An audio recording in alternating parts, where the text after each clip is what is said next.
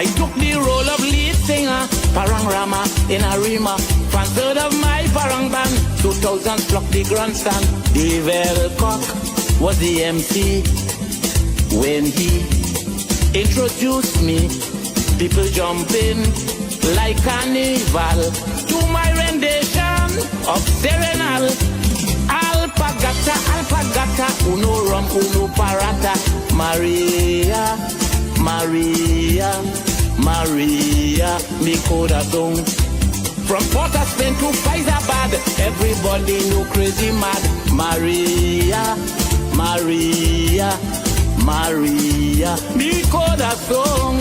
Big singers like Henry Pereira, Desi Bozia, Glo Alcazar, Papa Kun, Clarita Rivas, Brito and the Lara brothers. They do them thing, people perish them with orange skin. Pandemonium, it was up there. Young 9 eyes, all people want to hear. El Poquito, this place have too much mosquito. Maria, Maria, Maria, mi corazón. Come on, mommy, squeeze me tighter, tighter, tighter, tighter. Maria, Maria, Maria, mi corazón. Young 9 who is William? BT Record.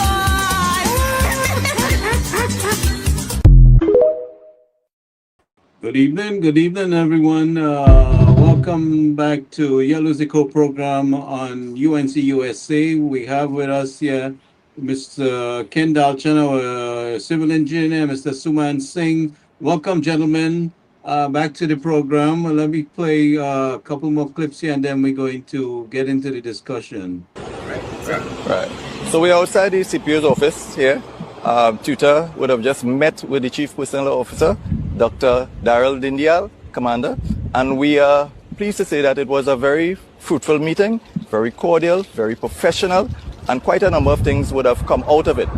One thing that our membership would be waiting patiently to hear is that we have made some headway with respect to your new salaries. In January, there's a cabinet note going in tomorrow, please God. So once that cabinet note is received and it is discussed and so on, we will hopefully get the new salary by January. Back pay, as we said, it will take a little longer. So we're hoping for the end of the first quarter, as we would have promised you. Dr. Daryl Dindial has made commitments to certain things, and he seems like a very genuine individual, and we would want to hold him to the promises that he would have made to Twitter on this particular day. We have some other things that we can share with you. We will be sending correspondence to all our members so that you will be aware of all of the details that would have come out of the meeting. But overall, it was a very fruitful meeting. We would have made some headway. And to our third schedule officers, we know that you all are very in tune and very much interested in what would have taken place here today. And we have received the commitment from Dr. Didier that yes, your amount of money in terms of the advance, in terms of your back pay, will be paid to you. However, it cannot be paid to you at this point in time because of issues with staffing and so on. So it will be paid to you in early the next year, more than likely, hopefully, January. Thank you very much. The Minister of Finance or me or my cabinet, we do not tell the CPO, give them that Santa hat, give them the cell phone. We do not deal with the specific items within whatever settlement is being reached. But of course, we do have, and I did say that on Friday, the overall policy direction. So what it is that you can negotiate for, and we can say, we have given you this hospital, we have given you Caribbean Airlines, not we, the negotiations, but of course the policy direction has to come back to what the government is able to meet. So that's where the policy comes in. But it will not come in to determine in negotiations the specific items.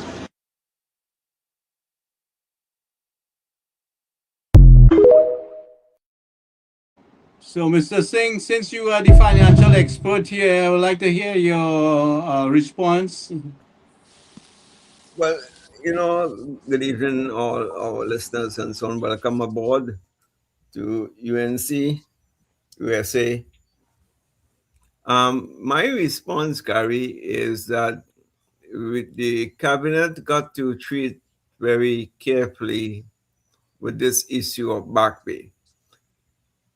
It is going to create a loophole in the financial system, meaning that this was not budgeted for. It was not budgeted. Now, you see what's happening is that every Tom, Dick, and Harry is joining the bandwagon. But where were they before the elections? That's the first question you need to do. Who was there standing up with the UNC prior to the elections? And it was only the PSC. They were the only one. And the Honorable Prime Minister fulfilled her promise, as she indicated. So that is kudos to the government. Now, I don't know if you recall, Tutor agreed at 002 at 2%. So I don't know what the new discussions were about today, the one you showed, but they agreed. They agreed. I think in total was 5% in total arrears and so on. So now if they're thinking of bumping up to the 10%, it means they're getting a windfall. And again, that is not bargained for. It's not projected in the budget. So what's going to happen now? The government will find itself either having to borrow more monies, create a larger budget deficit. You know, so this is my take, and this is similarly it will be the same for the other unions. I see ANICET union, I think the NATOC, if I'm not mistaken, they also want, I said 10%. But the question is, where were they all the time? Were they part of the labor movement that helped put UNC into power? So you can't join the game at the end when everything is hunky-dory. And now you say, you know what, man? We didn't get nothing on the P&M, but you know what? The UNC set a benchmark of 10%. Let's drill them for that. It's basically an opportunistic game. All these leaders are playing. And I think they should not, the UNC should not give in to this sort of what's called guerrilla tactic. You know, you should have been with us from the beginning. You weren't.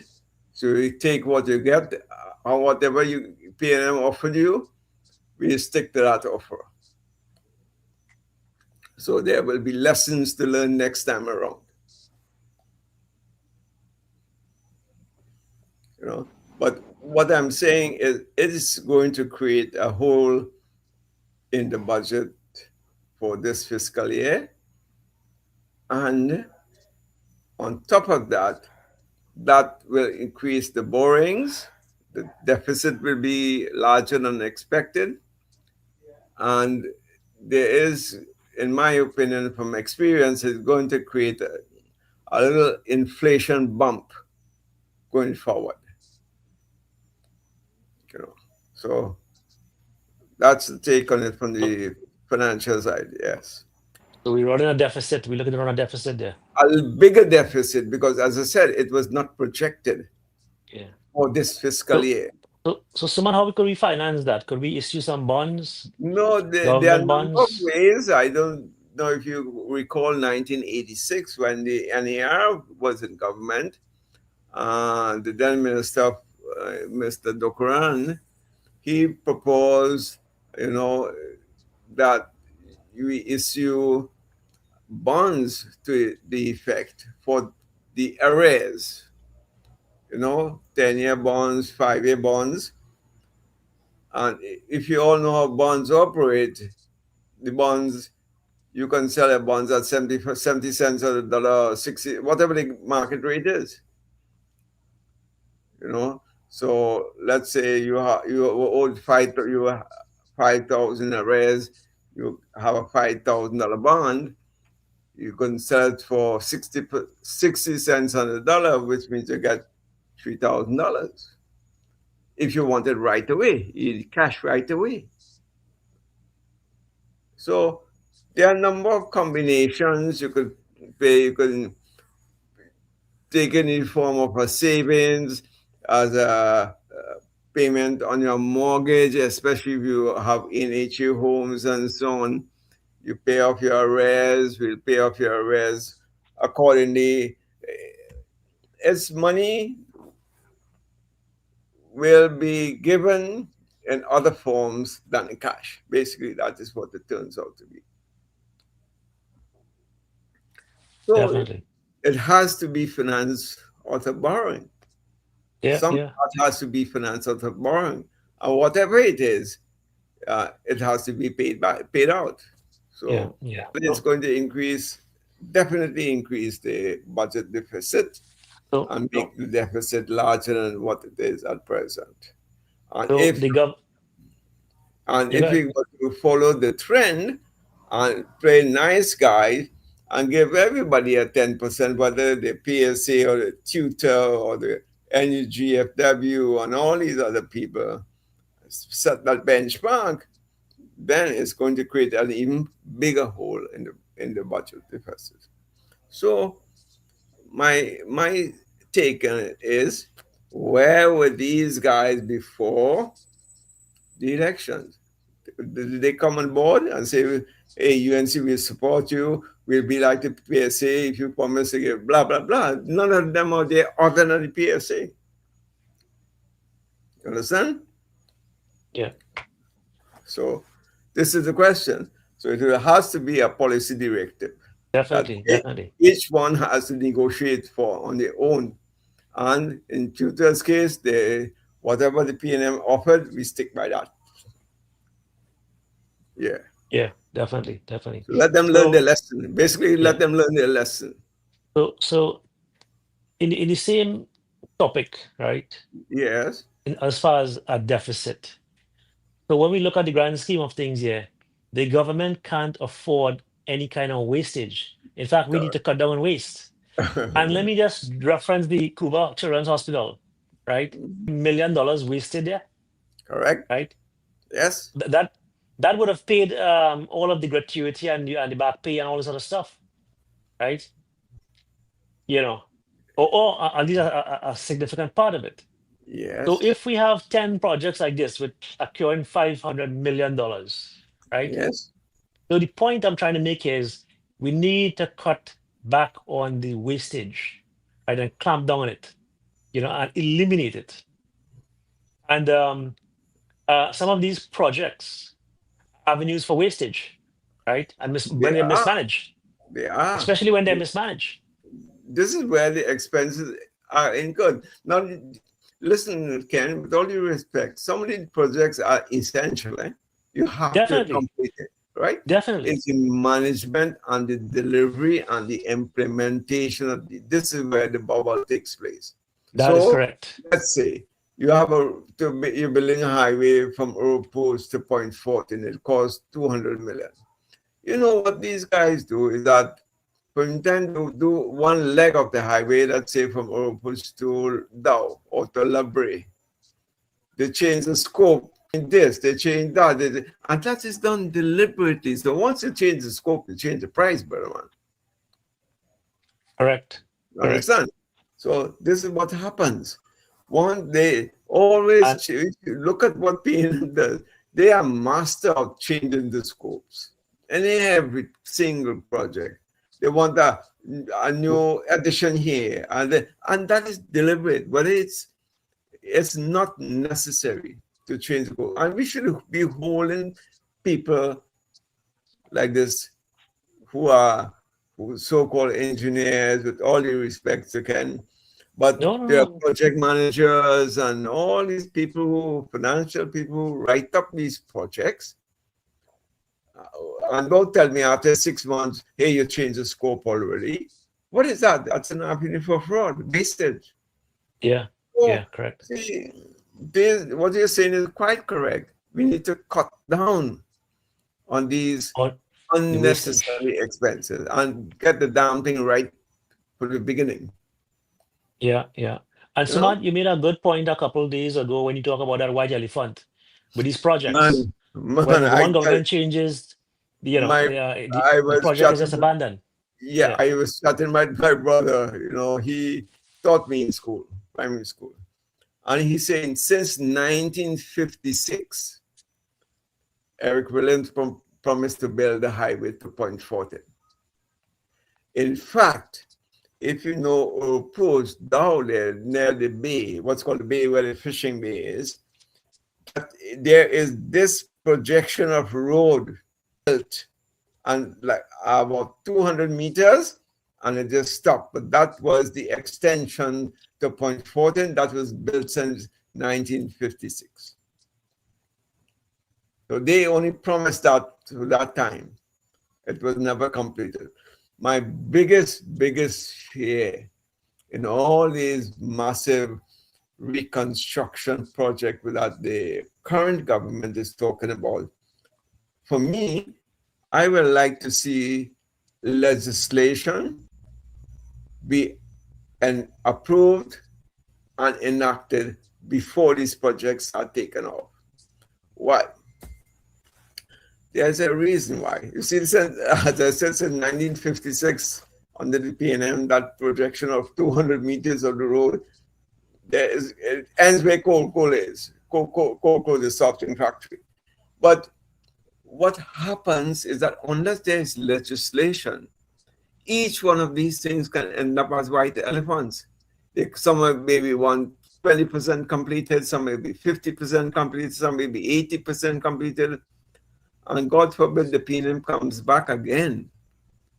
The same situation will repeat itself unless you have legislation enacted. Correct. Gary and Ken, I don't know if you know, the Davie campus, it's about 90% complete.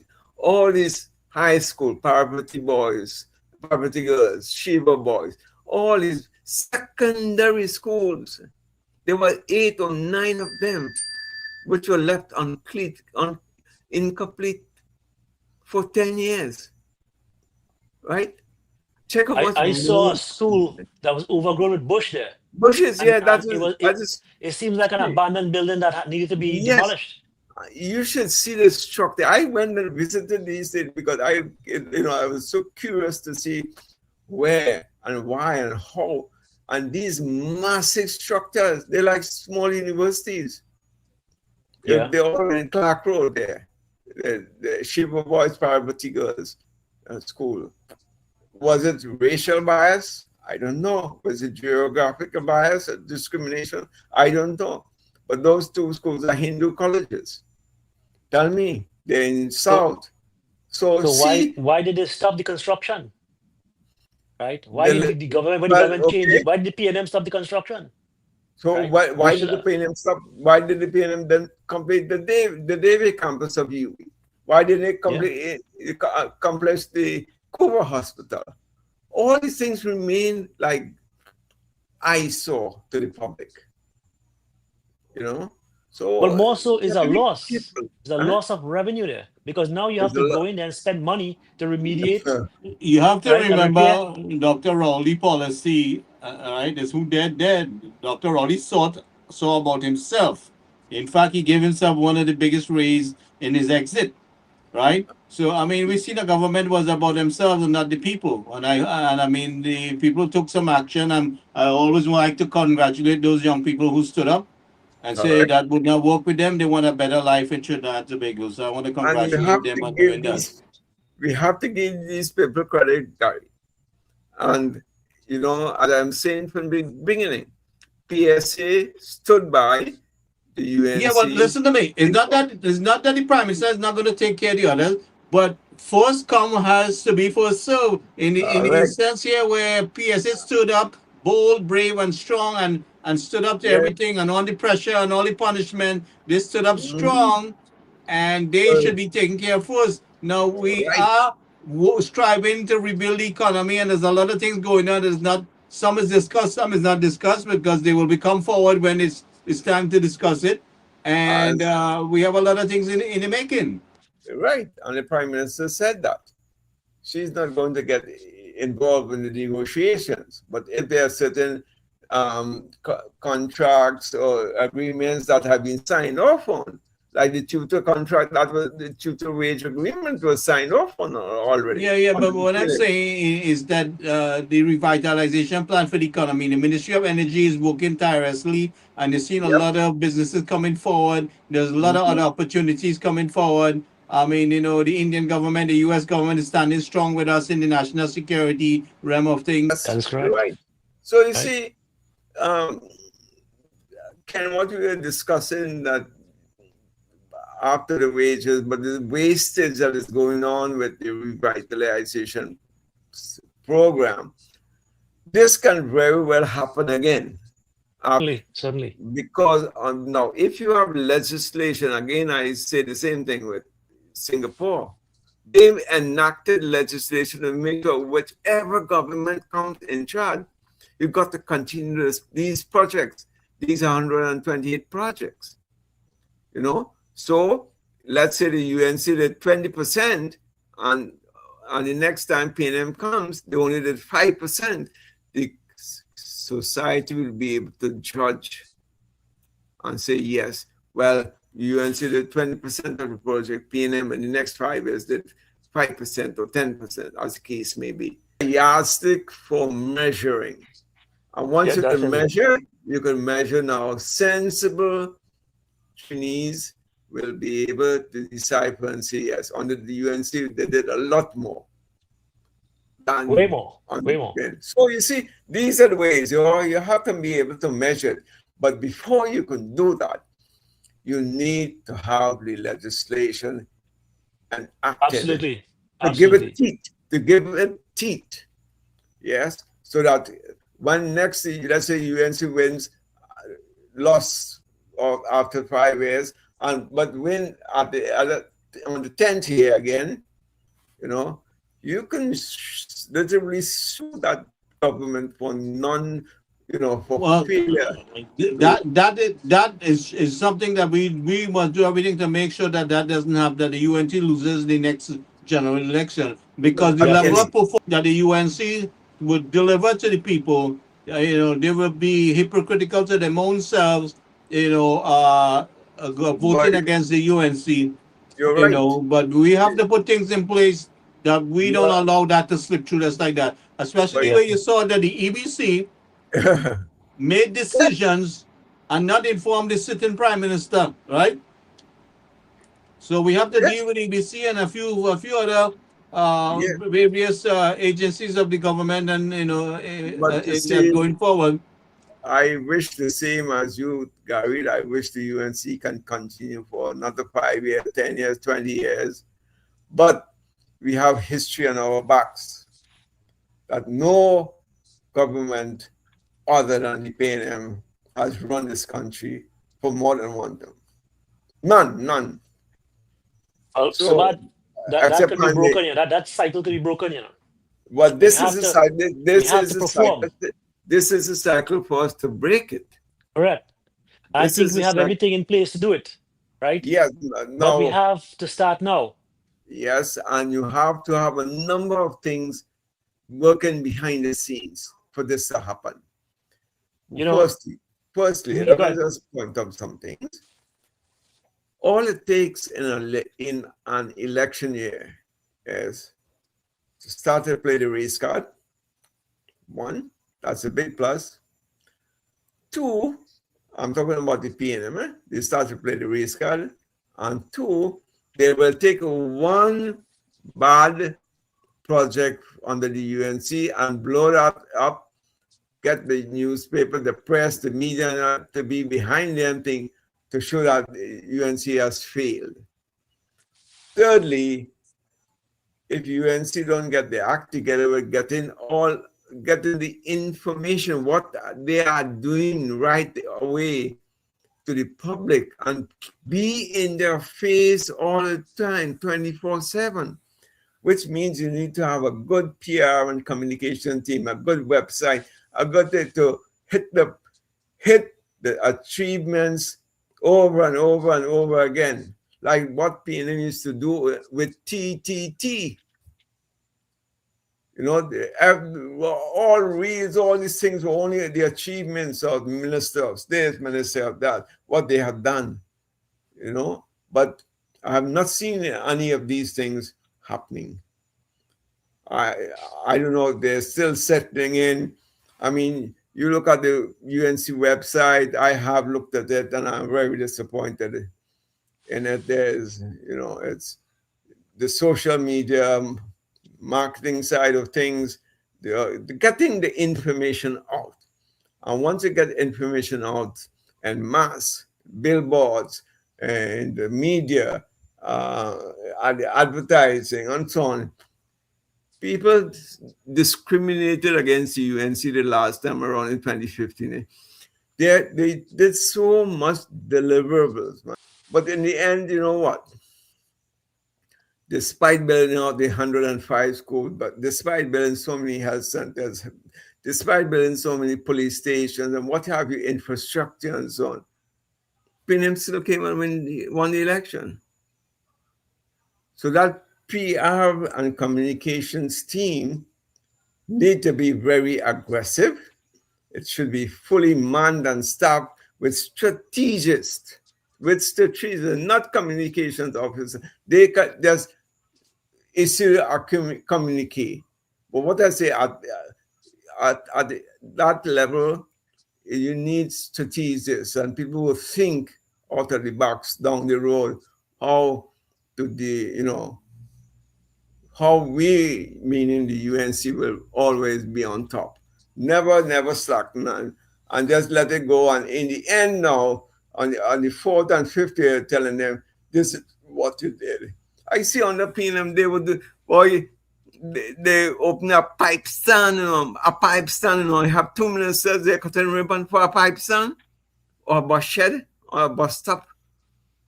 Well, They're very good at this. What about the cutting ribbon to open a construction project, an ongoing construction project? And then the desperation to deliver a highway in Sandy Grande, right? You know, so Sumad, you make some good points there, and that is 100%.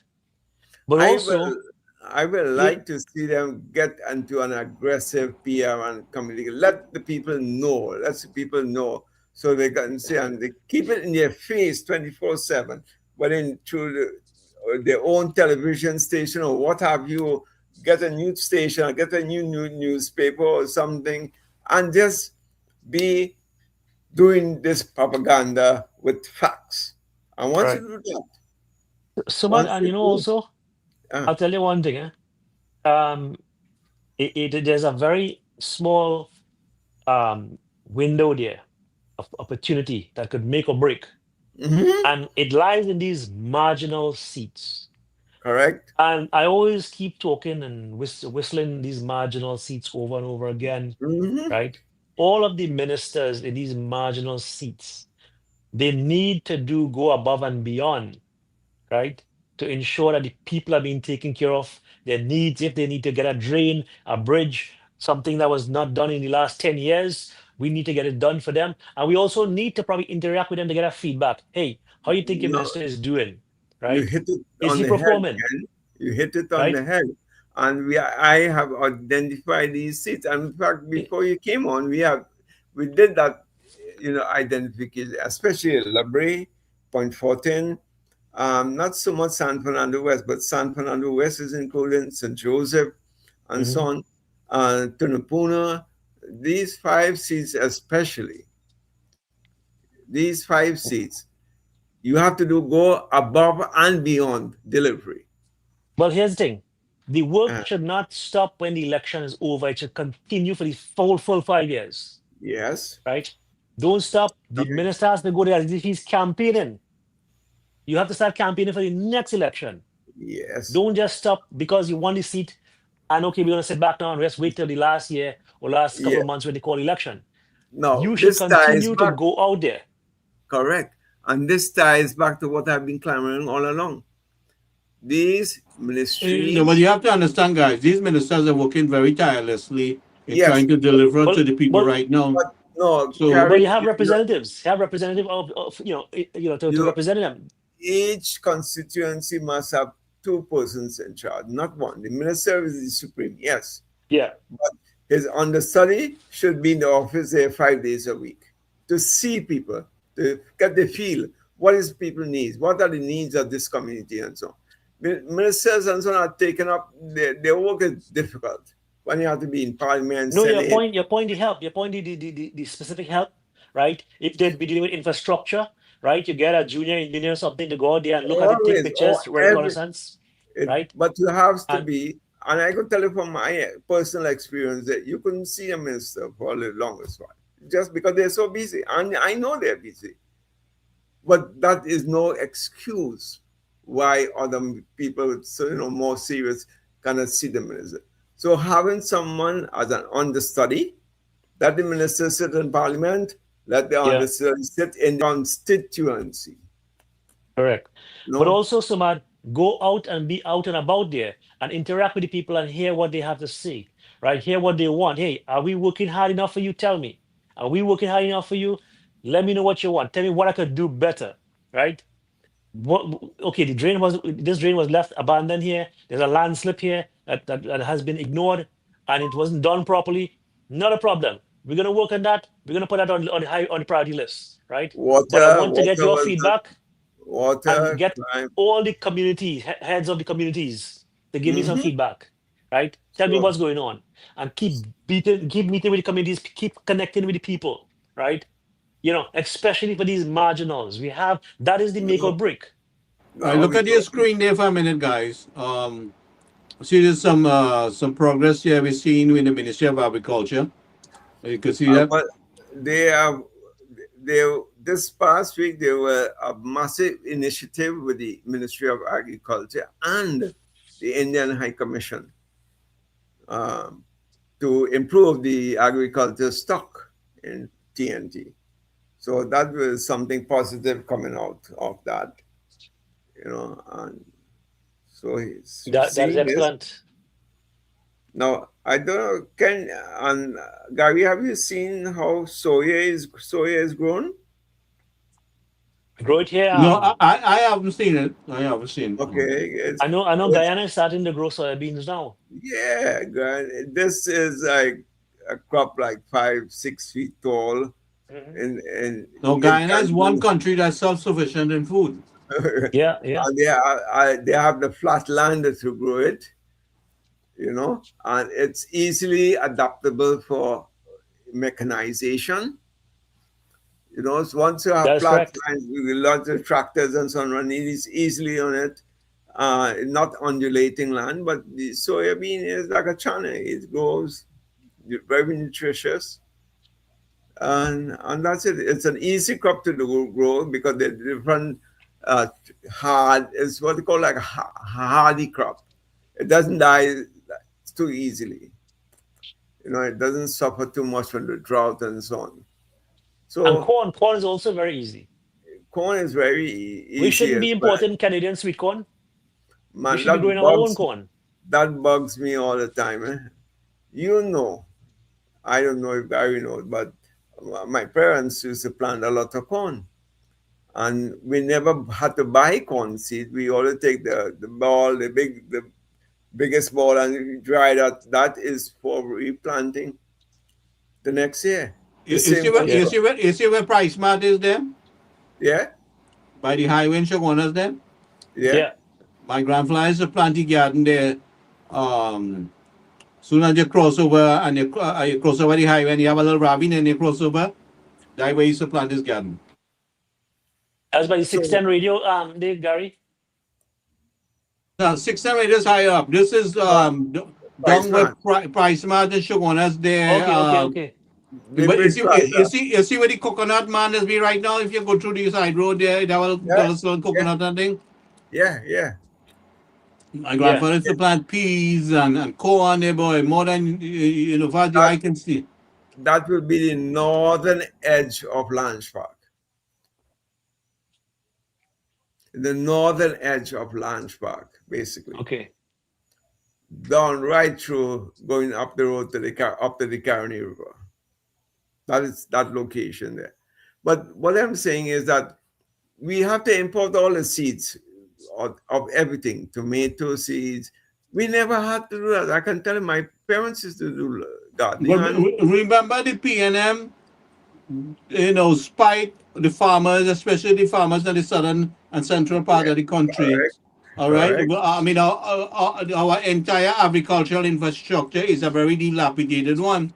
So we have a lot of work to do. I mean, for the infrastructure and everything. With the Seeds, flooding impacts the farmers a lot Yeah. year round. exactly. So it was not only neglected, but I would say sabotaged, as they did everything. It was sabotage, big time sabotage, and they create an environment where it was not easy to get anything done, and then they gave agricultural land to people who did not do anything for agriculture, and we Correct. still have to investigate how these agricultural loans were distributed and to The who. recent one I told you about, the massive bubble in it, and a lot of the corporate staff have been sent home. So when these shameless people get up in the parliament to talk, we have to bring all this. We have to dig up all this information and bring it forward. And again, you see, Definitely, have that PR and that press, they're hitting it in their face 24/7 to let the Now look at citizens- it. Look at the screen here. This is something we did not accept to see, but they had to bow. You see what it is now? Watch them. What choice? Let them say, no, the big fireworks importers are whole, the 1%. So they have But no choice. I mean, they have realized that the boss lady is right, and she's enforcing what she said she's going to do, right? Correct. And the bill was passed. So Yeah. you see, they had to put their tail between their legs with all the galavant they made. Yep. So you see now, it's Kamla 2.0, no longer Kamla 1.0. Correct. So this is what, and this shows strong leadership. You have got to give it to her. Exactly. With all exactly. the headache and this and that, she is exhibiting strong leadership. Definitely. And that And is what not is being required. like the last time, Gary. I don't know if you recall. Every Monday morning, she has to answer questions through the PNM and the bullshit. Not this time. I doing it my way. You don't like That's it? You get aside, step aside. Exactly. And I'm glad it's done this way, because it gives you a strong message. Hey, don't mess with me this time around. I'm not the same person I was 10 years ago. So don't come around with me with this nonsense. So she's thinking, look at the CPEP contractors thing, the 28,000 people. Did you hear anything about that again? They all realized that they were all doing the wrong things. The PNM, Well, they went up against the best attorney, Mr. Yeah. Anand Ramlogan, right? Mhm. And I mean, all where they tried to pull along and destroy Anand also, Yeah, Right? yeah. And Ramdeen as well. and use the police and all kind of thing to try to traumatize the man, Yep. intimidate him, right? Yeah. But So you Anand see- sharing licks now. Anand sharing licks. So the CPEP have lost their case. So what it tells you now, the whole bunch is quiet. All those who are advocating, or Kamala is the one who is putting pressure on black people, this and that. Where are they all now? Where are they? This is where the question needs to be asked and answered. Where are the people who are postulating that Kamala was, against poor black people? Which was the notion what they were branding CPEP and URP as. It was for poor black people. So all these things have been debunked because the courts have shown where it was all fraudulent activities, no contracts being signed, and contracts being signed the day after the election or the election day, and no signatures and so on. All these things have been debunked. And what she is saying is absolutely true.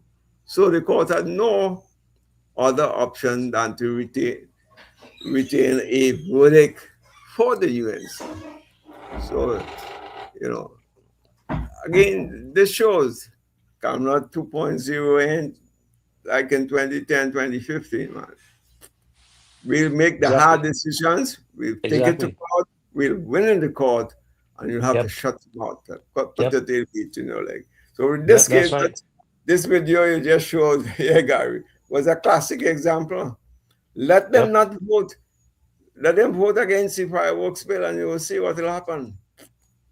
Let them vote. We had a majority and that's how Faris bullied his way with some simpler majority passing bills in the parliament and stuff like that. But now we have to say, you see, there's a God, and when God take action, this is what you get. So now they thought they will be there forever, but God turned the table on them, know, and convinced the hearts of the people how to make the decision. Now we see a young lady here who is congratulating the government on the home invasion bill, right?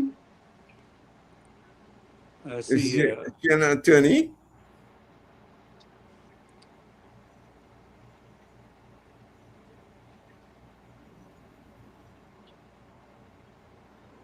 Assembly of Southern Lawyers. Sarah Lacan.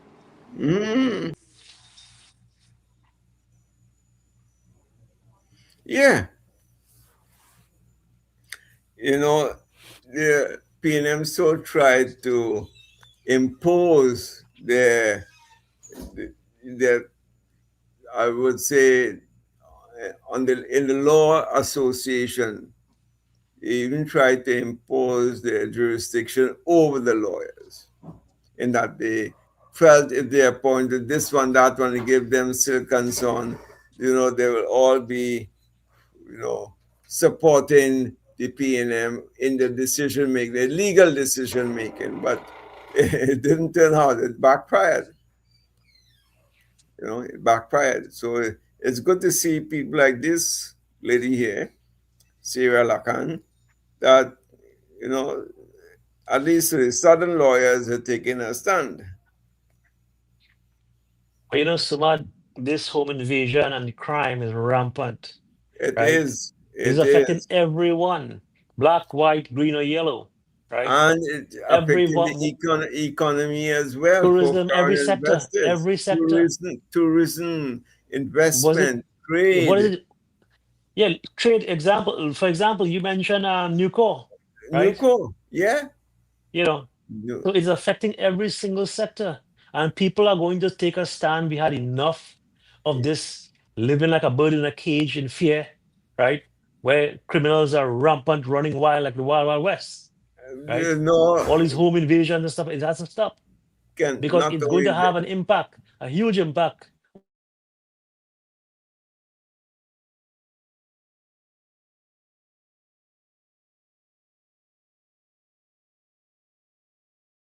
So this is the video where people are dressed like soldiers and robbing people.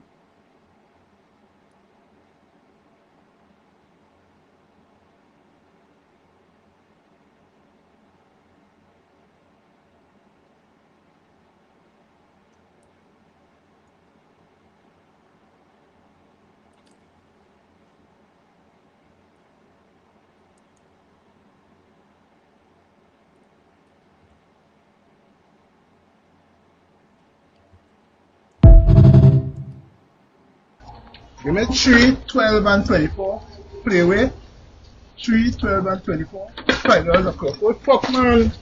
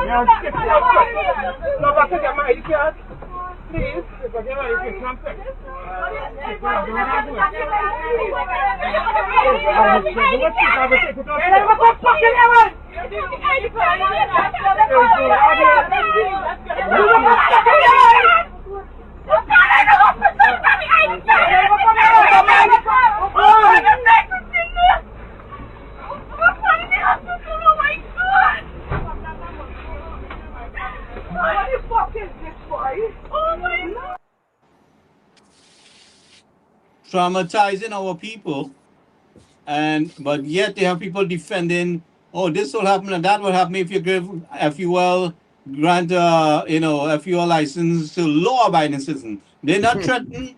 They're not threatened by the amount of criminals roaming the country, robbing and abusing people and traumatizing people, putting so much unnecessary stress, and just coming and taking your hard-earned money.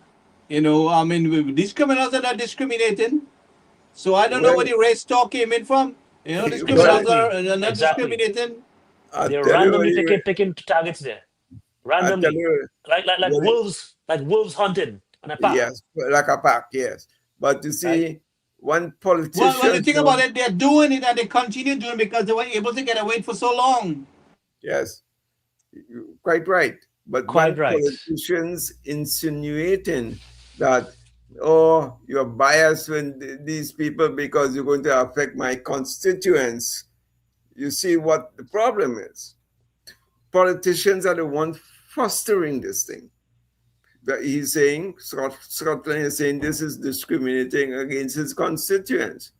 That means what? His constituents has a right to rob people and do all the crime. And so when you catch them, or you should not maim them or shoot them and this and that, they pay days, hardship, a guy had a hard life, all this kind of cock and bull story they come up with. Yeah, so you didn't have a hard life making your living and building up yourself, right? Saving pennies. You didn't have a hard life. Yeah, correct. So well, the big difference is you're a law-abiding citizen, right? Compared to those non-productive members of society who just want to commit crime or want things easy. Going to a Chinese grocery store with a gun, and in a matter of a minute, you have a couple $1,000 in your hand, right? Yes. Versus going out there and working for that, 40 hours a week, on a job doing a decent wage, earning an honest living, right?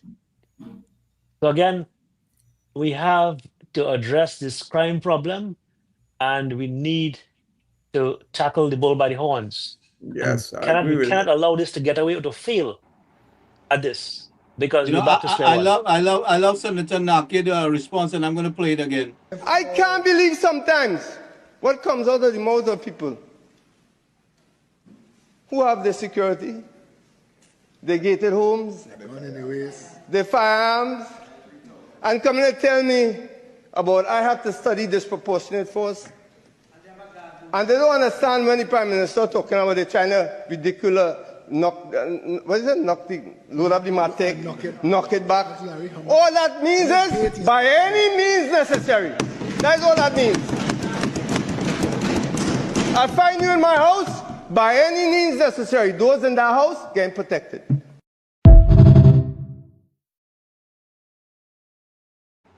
I can't agree more. Go ahead, gentlemen. Couldn't have said it better. Yes. Senator couldn't have said it better. Correct. Right? You can't think there. You have to act and hope that you're successful by all means necessary, right? Because someone is in your home, that changes the whole dynamics. Every second count there. Every fraction of a second count there, right? You can be selective and looking to aim at the man's foot and missing about 10 shots there. But what happens if What happens if you fire while he was facing you and he happened to turn it back same time, trying to flee and get shot in the back, right? Yeah. You At see, the end of the day, the man is in your home. Whether you shoot him in the back, head, nose, foot, eye, what, right? That doesn't matter, and that should correct. not matter, because the question here is, I didn't invite that guy, right? He broke into my home. He breached my front gate. He breached my fence, and he broke down my front door, my steel burglar-proof door. They hacked it open with a pig foot or some kind of thing, right? And came into forced his way into my home. Biblical, let us remember in the verse about a thief cometh but to steal, kill, and destroy. That's in the Correct. Bible. And now So the man come in your house there, you think he coming to play nice with you? that is absolutely, that was my next point. Eye He will for use an eye, whatever man. force. He is not selective. We have He seen don't too care many if people he hit you in the back brutalized of in your their head. home. We have seen too many people brutalized in their home. In fact, there's a recent article there about a lady in Gasparilla, her throat was slit, and then her phone was found in some bar. I mean, we don't know what the details are about that yet, you know. But I mean, numerous incidents. This, you know, it has been too repetitious, and you know, we do need some kind of mobilization against these criminals. Gary, when a thief comes into your home, is he going to be selective and match force and stuff? He could come into your home barehanded and pick up a lamp or pick up a piece of wood or pick up a piece of rebar in your home, pick up a good, nice rock and throw that at you and kill you, or hit you one blow and kill you with that force. They are coming heavily armed. They are coming well prepared because they have free access. They have free access to correct. weapons. And the point is, when they come into your home, we cannot choose and pick and choose. We just have to stop that threat by whatever means. Whether you shoot the man in the back, in the head, foot, front, but what, it doesn't matter. You need to Correct. stop the threat. That is Yes. important, right? Because once you start thinking, time is ticking against you. You know, and when someone and God forbid, one person comes in today, 4 and 5 people run into your home, right? So you have to just start shooting like you're shooting flamingo. You know, who get hit, and that's it. You know. So yeah, if we're gonna think about this old draconian laws and old British laws and common law stuff, you're gonna die. You're gonna die, right? Because these fellas come in to unleash violence on you and your families, right? And you have to stop them. Live to go and see the judge. That's how I like to say it.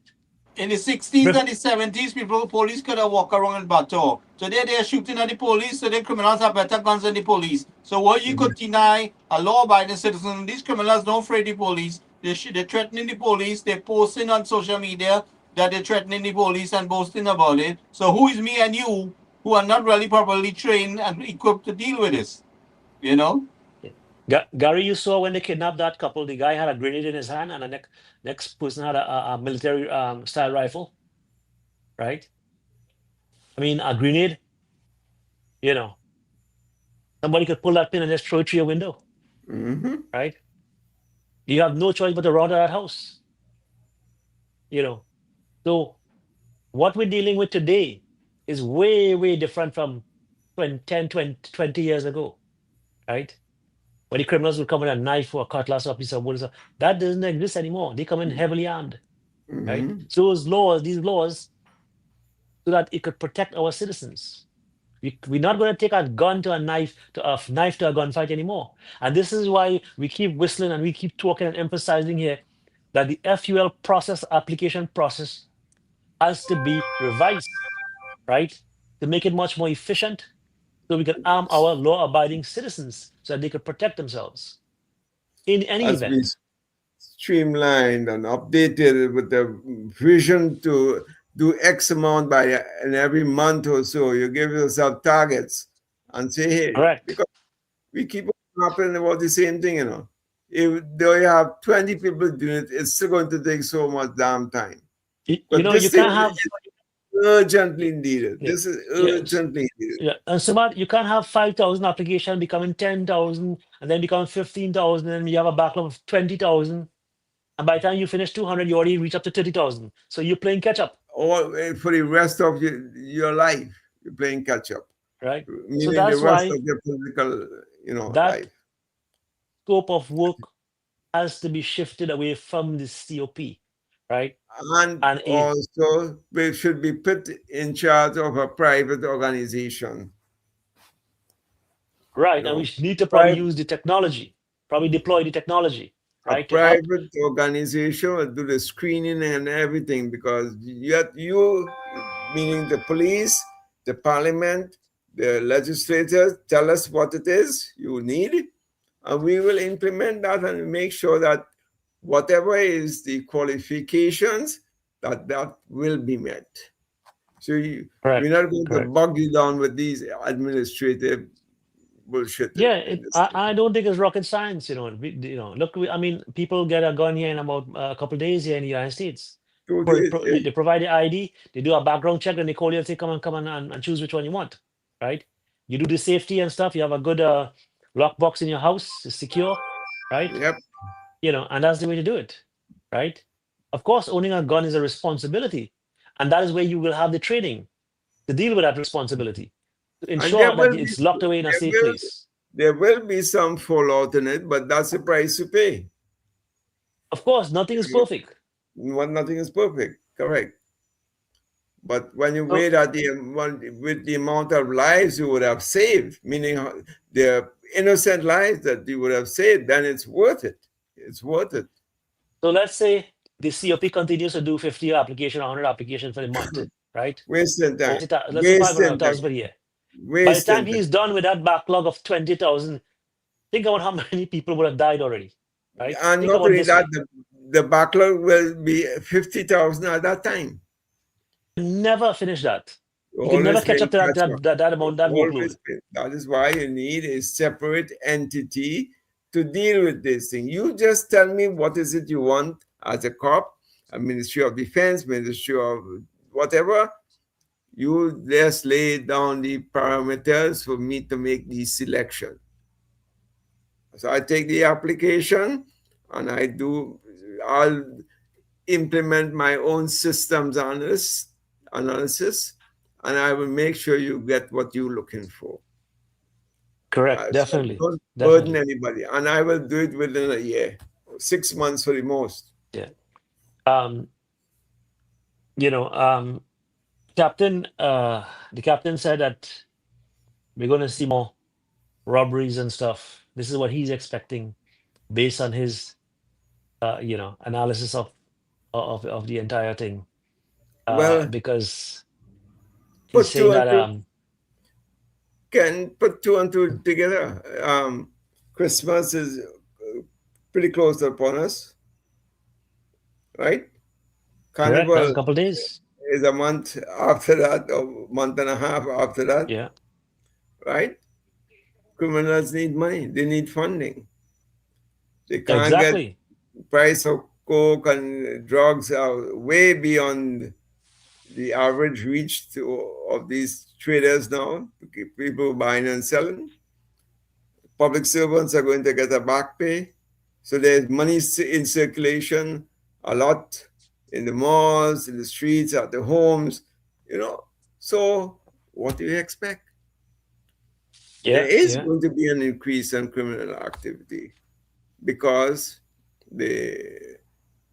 what's called the resources are, making this thing pliable. Well, Welcome, their Dr. life. Maraj, Dr. Arshid Maraj in the house. Welcome, Doc. Welcome, Dr. Maraj. Yeah. How are you? Good.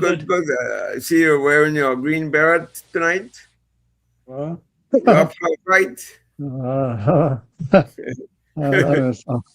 That's Yes. Mr. Pandey and his red berry. Red Ready beret. for he's a warrior. Yeah, I'm the warrior. And he wears red beret with a little, look like a star. On the right top corner of his beret. And when he ready for war, he was a warrior. He was fighting to take back the UNC those days. Mm-hmm. And he making all these. Mr. Warner was with him that time. They had a good thing going.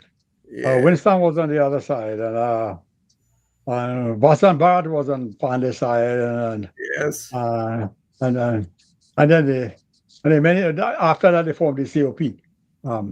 We had Prakash the other night.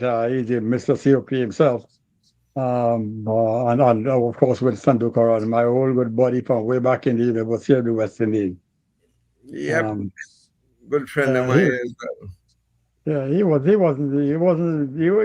like a nice guy to get along with. So those were really good. Mr. Robinson was also a nice man to get along with, but you got to know to go to handle him. You know better than I do about Mr. Robinson. Yeah, well, I worked with him. I was his economist in Tobago, and first Yes. economist when they drew up the Tobago House of Assembly Act and so on. And when he became prime minister, he brought me over to Trinidad to work, and I couldn't take that bullshit here. I sent me back to Tobago, man.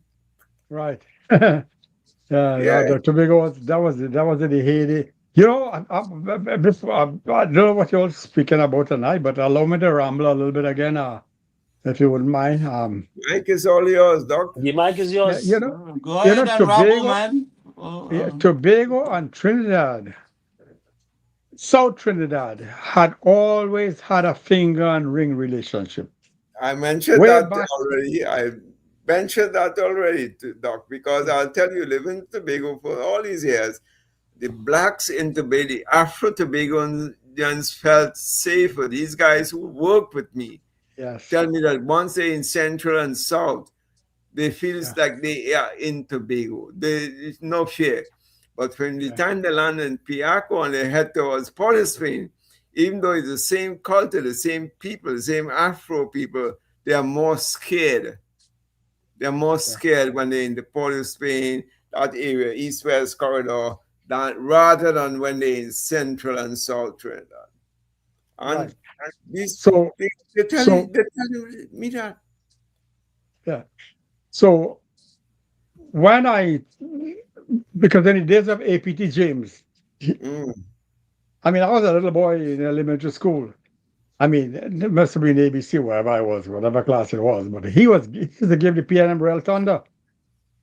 More than Sukaran and all those fellas. I don't know if I was ever heard Butler speak. I thought he would die before I was born. I can't remember. But I kind of know his voice a little bit. I don't know if I heard it or on secondary sources, but yeah. Those. So when the unity came around with Tobago and the UNC, the original alliance that they had very early, National Alliance, they call themselves. That I thought that was a natural fit. And so when Robinson came and gave Pandy to seat again, that support the thesis that I have, that Tobago and South and the Sugar Belt and so on, they all had some commonality. One of the things, if you find me go back, I'm not a historian really, but I like to go back to history because I want to go to the future and I want to see what errors we made in the past, what should be avoided going forward, and what should be replicated going forward. Even though the past, the future is not like the present, and the present may not be like the past. So make allowances for that, and that leads me to risk taking. How do we take risks? But let me just finish up this with Robinson before I go to, because I want to go to risk taking, which is the central focus of the UNC, even though they may not couch it that way. But so the model that Robinson came out with, I don't know if you're all aware, but Trinidad has that model that Robinson came out. Trinidad should be ever grateful for the NAR and the policies that came. And I'm not saying this because I did. I mean, before NAR, I was never UNC either. I was only NAR. I was ONR before, by the way, just to let you know. So if I'm talking bias in favor of the NAR, is because really they laid the foundation. Many of the things that are happening now, I can see a lot of replication. I think you will notice also, Sumit, that the replications of what is happening now is something can be rooted in the NAR days when they started the program, when they won in 1986.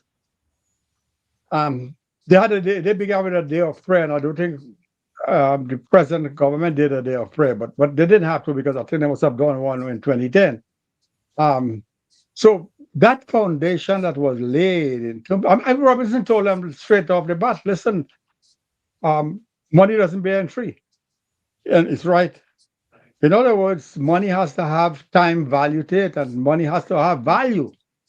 Last week we talked about that recently about the business community in Trinidad. Everybody, merchandising and production, should not price gouge because the civil servant get their money and you go jack up the price. Do the hard work. Plan 6 months ahead of time that they'll be getting a raise and so many $500 million, $2.5 billion, $2.5 billion with the economy. So prepare to accept that money and you'll fight for the people damn dollars and cents.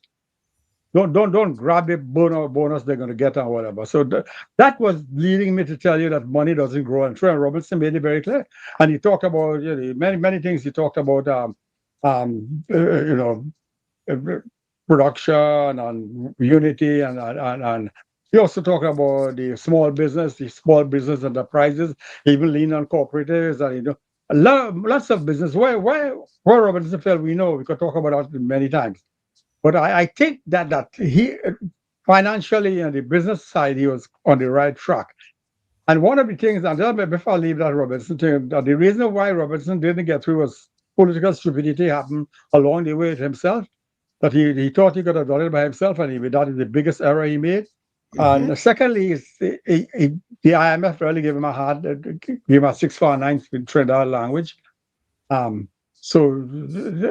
what I'm making is many people would like to forget Robinson's history because he was asking them to do what was correct, and many people don't like the sad truth. The truth hurts, and they were hurting because it was truth. I remember standing up in television and telling them that this budget that they come out with is a sacrificial budget. The next one will be giveaways. We have no giveaways to give. Hard times. When you go, I see somebody talking about hard times. Some of your people on the UNC talking about hard times, especially like the opposition talking about hard times and this is bad time and blessed and promising. So we don't want to talk about the opposition. So last week I already told you they are non-existent and they should be. So let's get on to what we need to be doing. The debate will have to happen within the UNC, with UNC versus UNC, in a good way, like how we do it here. Like we might be disagree and agree. We have things we say, we go along, and then we say, okay, here's my take on this, here's my take on that, how we go. That is true rendition of a progressive society. Mm-hmm. So that Robinson thing, of course, that's water under the bridge now, and we have to, don't forget it. But see, where those of us who were involved need to say, well, okay, what can we learn from those errors that Robinson made? I mean, the PNM got a shake-up that they never got a shake-up before. First time in how many, 34 years.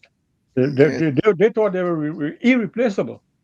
Even this last election, they were banking on winning because you could see they were setting things in motion to win.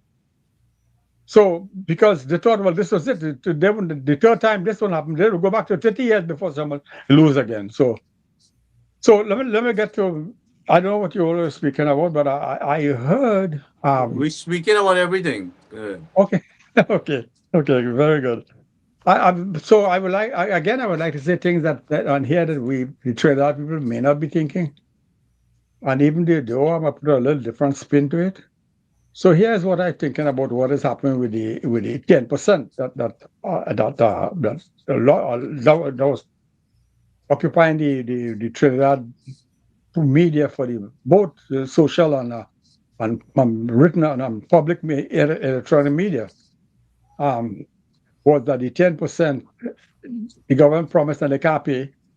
The trade union have a problem with themselves because the 4% that this one get. Listen, this is all about risk taking. You take your gambler and you grab it at 4% and you run. That's a solution also. You take a point and you say, let me wait and see if the next government change, I will deal with them. That is also correct. I would join this government, join the bandwagon and take my chances and take licks from the PNM if this lose. That was also a risk that we need to take. And that is where we are a progressive society, or a society who knows what to take gambling to the future, because the future is so uncertain. So if the PSA decided to put the egg in a basket and put all the eggs in one basket and jump on this bandwagon and won eventually and got a 10%, that is correct. That is how societies ought to work. You got to take your gamble, take a chance. When you lose, you say, sorry, get up and dust up your bottom and continue again. And so I'm going to win the next time around. I lost this next round, I shouldn't lose the next round. But the back trade union tell us, listen, no employer has no right to give nobody no money. Right. It has to be measured. So if because PSA get 10%, a news will have to get 10%, the tutor will have to get, the prisoner will have to get, police will have to get. We don't know. It doesn't have to be that way.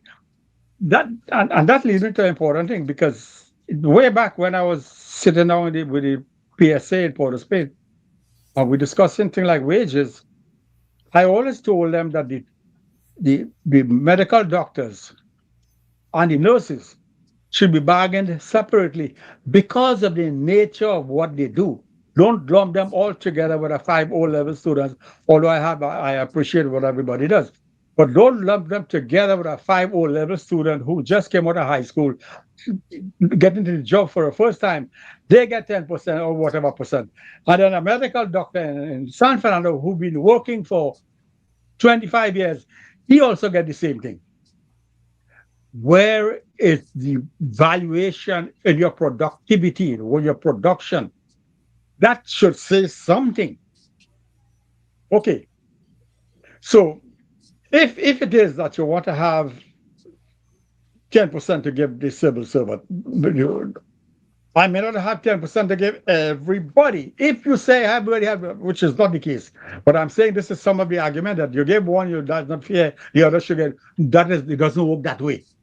You have to take a risk. You have to negotiate. You have to prove your point, because the employer doesn't owe you anything unless you work for it. And if a trade union is or whoever is saying we need the money now and we can't get it before Christmas or else we're going to strike, crap, garbage. So the point I'm making is that the ability to pay is very. If the government saying they don't have money and they'll pay you 10% down in the it is a bonus. It's not a wage. It's a bonus. It is a carryover from past so many years. It's a big carryover. So the carryover, while the government is obligated to take over from another again, because what I said last week, they break it, you own it, you have to fix it and tell everybody that you fix it. That mantra continues with the same thing. Mm-hmm. So if the current government has to have some ability to pay, they don't have to pay all at once, but they can have a understanding that this is our situation. We could pay so much for before Christmas, and the remainder will be done in some kind of IO and some formation, maybe bonds or some arrangement. And depending on how things go, because if things really get to Trinidad, most likely could very well be in a much better position next year than they are this year, then everybody will be better off, which is the mantra. The fundamental thesis, but the fundamental mantra of the UNC is everybody wins. And you still have to sing the same song, everybody wins. And you're proving it that everybody wins. She said it. What is I think she said in Parliament the other day is to get something get done and whatever they get done. I mean, they're saying what they did, listing what they do, and they get it done. So ability to pay is crucial, because the government may not, well, no employer might be in a position to pay everything now, but they can pay in due course. They will, and they will honor their obligation, because I'm sure they mean well, and they're trying. And this is no 649. This is no lying happening here. This is no distortion of facts. This is a reality that the economy is in such a situation that it will take time to build up and to build up back. They will, as long as some of you talk about God is on your side, all of those things. As long as you keep on doing the correct thing, as long as you keep on following through on what you need to do, better days are coming.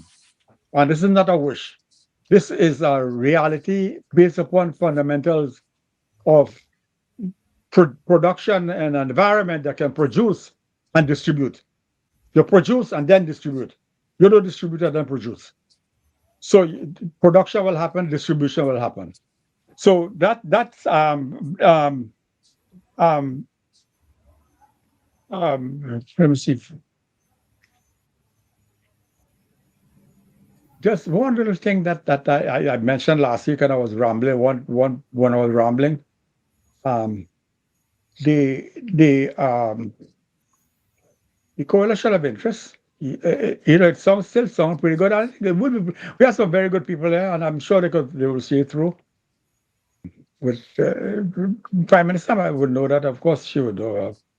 But sometimes you could not be. You could know, but you're not. Sometimes you're not aware. You need to be reminded. I spoke to you the other day about. I think the Prime Minister could be subject to advice. Should get on the airwaves and use the bullhorn. I thought we spoke about that the other day. I didn't hear anybody say no, yes or no. I don't know. But I'm figuring it out. How is the best way this can happen. So that's about. I came out of the trade union movement as I was. They might call me because when I joined the ANR, we were really kind of. The union got a hard time, but everybody did because it was a time for sacrifice. It was the price of oil go down zero. You didn't have anything, the money, nobody couldn't pay anybody. The cola, they take a cola. I told them I prepared to sacrifice my cola. They could eventually. I think the next government, the UN, somebody went to pay back the cola. I think it was the UN. So somebody paid the cola back, or somebody paid it back in the aftermath. That Pandy and Manning, and they paid it back. So I have one more big point to raise, but I want to leave that because for the time being, until you all could give me a chance because I want to get into a little later, if possible, if tonight or if not tonight. I really want to tell you all that we I don't know if you know, people who listen to us, again, some of you are living in America, some of you are not. But I just want to say that we are Trinidadian people living. We are Trini American or Trinbagonian American, really. And people who are listening in Trinidad should know this. We also have a set of problems here. We have a different kind of problem. While Trinidad have a different kind of problem, we have although the Americans are involved, and we have our government involved in Trinidad because our American government involved in Trinidad, and some of us vote for Roby and some of us did not. Some of us vote for Trump and some of us did not. I'm saying this because I think I sent something to Gary the other day where they had just a half a mile from here, the ICE agent came in and I live in an area where they have lots of West Indians living. And lots of Indians also from India and Pakistan and Middle East and immigrants from all. Queens, and those of you who may not know, Queens is the most cosmopolitan of all boroughs, I think they said, in America, or at least in New York. Where you have every nation, every religion, and everything resides in Queens, and Queens is like that. So, we have a little Guyana here, and we have Trinidad and Tobago Street, those of you who were behind this thing, myself. Trinidad and Tobago Street is not far from here, half a mile. And they had the ICE agent came in and they arrested 9 people. I do not have a name of them, and pretty soon I will know who these people are. They might be some of our old people, meaning our West Indian people. So we have a problem with. We came here legally, and most of us came here legally, and most of us find illegal. But that doesn't mean we shouldn't feel for our brothers and sisters who are trying to get make ends meet, and they do their work. People come and work for me. I don't ask them what their status is because I don't have to pay them. I pay them as a contractor, so I don't have to really declare anything. So, but we have a little problem with the government, with the federal government itself. Second, let me continue. Since I started, I wanted to put it off, but let me just say it because, so when I finish tonight, I will just listen all night.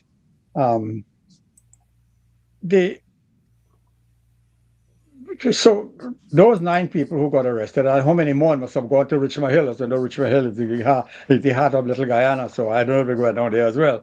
Sometimes they get tips off and they go to different places. But here's another problem, and you know this also.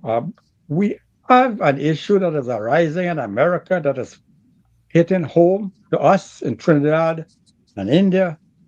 That young lady, who is the wife of a vice president, is being dragged through the mud unnecessarily. Those of you who live in America would know this more as much as I will.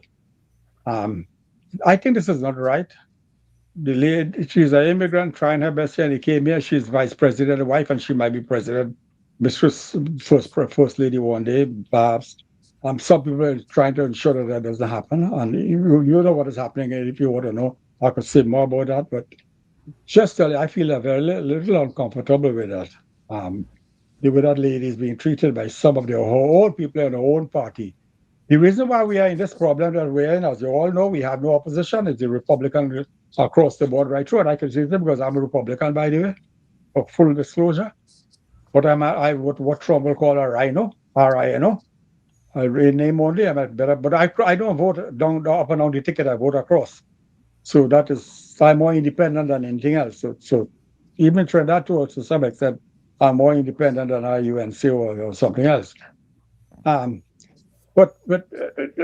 So the third thing on that issue again, hitting home to us.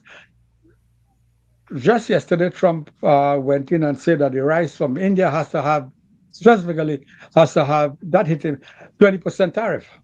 So basmati rice is a rice that many of us use, or for some reason it tastes better.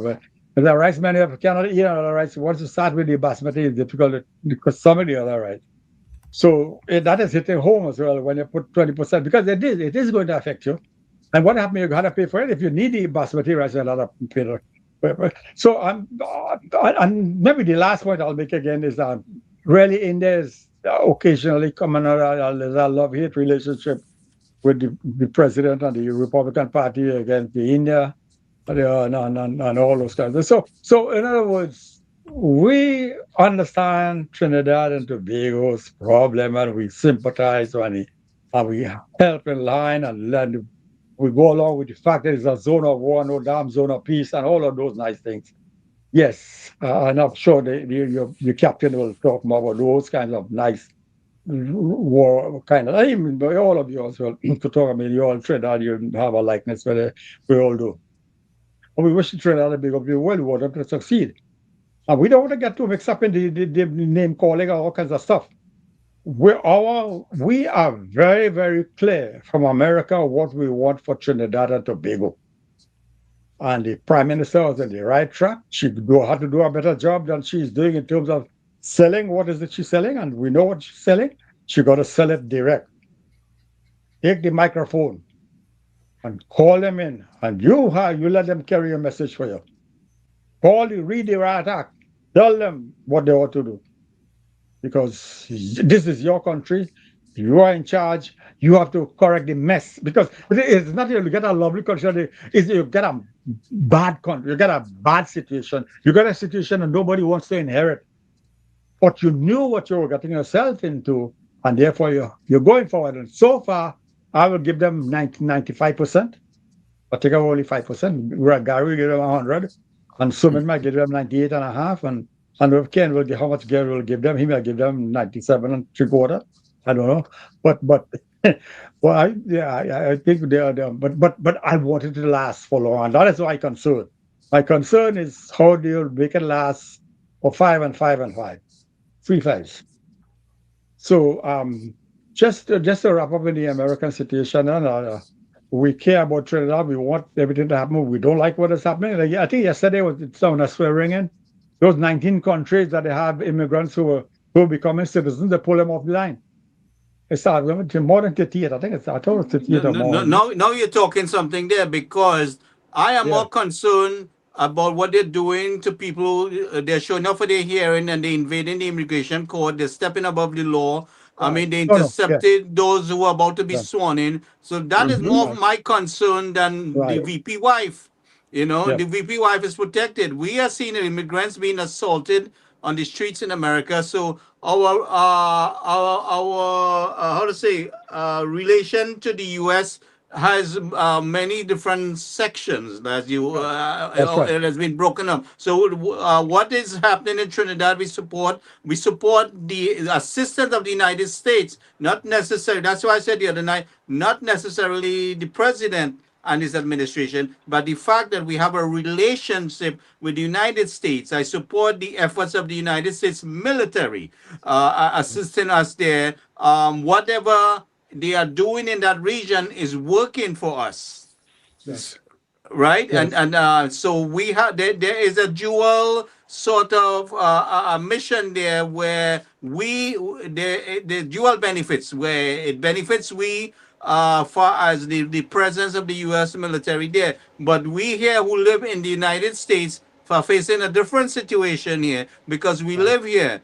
The Prime Yes. Minister represents Trinidad and Tobago. We are Yes. Trinidadians who live in America. We are some of us American citizens. They are Yes. targeting people who have green cards. They are targeting people who are legally here because they were given how to say amnesty under the previous administration. So this administration is stepping above the law.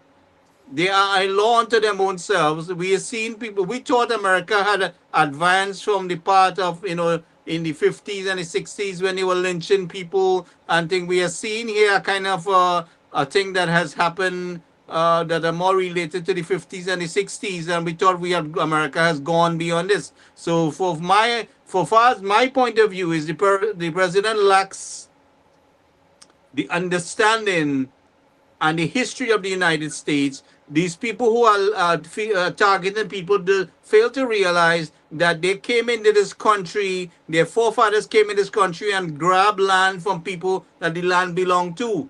You understand? And so they are not the first set of immigrants. They act like that they originated from here. So, I mean, I understand that we have to secure the border. I agree securing the border. But if you want to make your country great again, I say absorb the immigrants. You vet them so you understand, you document them, you know their whereabouts, and you grab them and use them to build this country and compete against China and whoever you want to compete against when going into production. But this kind of nonsense what he's doing, he seems to be very bipolar. Yeah, I mean, look, he went as far as bullying Ukraine to give it to Russia. We'd have Right. never thought we'd have seen that day in the United Yeah. States of America where American president is taking the side of the Soviet Union. Yeah. Something is very wrong with that picture. Yeah. Yeah. All right. I mean, Russia invaded Ukraine and brutalized the see- people. And I mean, we have What? other things we could talk about, but I'm just saying, far as I'm concerned, as an immigrant, I'm an immigrant, like yourself. Well, my daughter says that she's a Trinidadian born in America. She had a Okay. school friend many years ago. She was about 5 and brought it friend. She said, I'm a Trinidadian, but I was born in America. So Yeah. she knows she's a Trinidadian. Right, Okay, so right. let's get that. But she born in America, but the Yes. point about it is I'm an immigrant, you're an immigrant. We've seen immigrants getting brutalized in this country. So I don't look forward to supporting this administration in the next rounds. I mean, a lot of people who did. I mean, I support some things that he's doing, but there's as far as come how you could take people children, separate them from the last time, and up to now some of these people don't know where their children are. I mean, I strongly support in securing the border. America has enough resources that we fail to use to secure the border, but document the people, treat them humanely. America, if any country that people looked up to was the United States of America. We set the pace. We set the policy for human rights. So all this kind of a diplomacy and thing, he destroyed it in a blink of an eye. So You know? let me just say two quick things ahead. again. So we are when we come to America, we are classified as South Asians. That's our definition according to the census. So whatever happens to India right now affects us personally because it is where they classify us. They push us in that corner. They didn't push me in the corner with my fellow Trinidadians. They push me in the corner with the South Asia because that's how they do the thing over here. So the thing about it is that India is under some attack with from all of and really because India could give them a real fight for the money. It's not like China. China is a different story. Well, but the thing about it is, look at he hung up Modi here, right? Modi is his best friend and everything, and then in the next time he turned around and he stabbed the man in the back because so it's okay for it's okay for he to deal with Russia. It's okay. I mean, look, we have a situation in the Middle East there. I mean, there's a lot of hypocrisy with that situation too, where the truth is not being told, right? And we deny the facts of what's going on in people. How do we support you dropping bombs, 200-ton bombs and more on defenseless women and children? How do you support that? I mean, so I mean, that is separate from Trinidad. So our prime minister is not concerned about that right now. She's seen about Trinidad and Tobago. Whatever the man does around the world, she has to separate herself from that. Right? What happened in Venezuela is not her concern. Her concern is securing the border of Trinidad and Tobago. Venezuela has caused some strain on us. That is where we concern her because of our border security. They have caused some strain on us because their citizens fluctuate in our country and we have to provide for them. Right? The American people are now thinking that Venezuela, that Trinidad is a hub for drugs from Venezuela.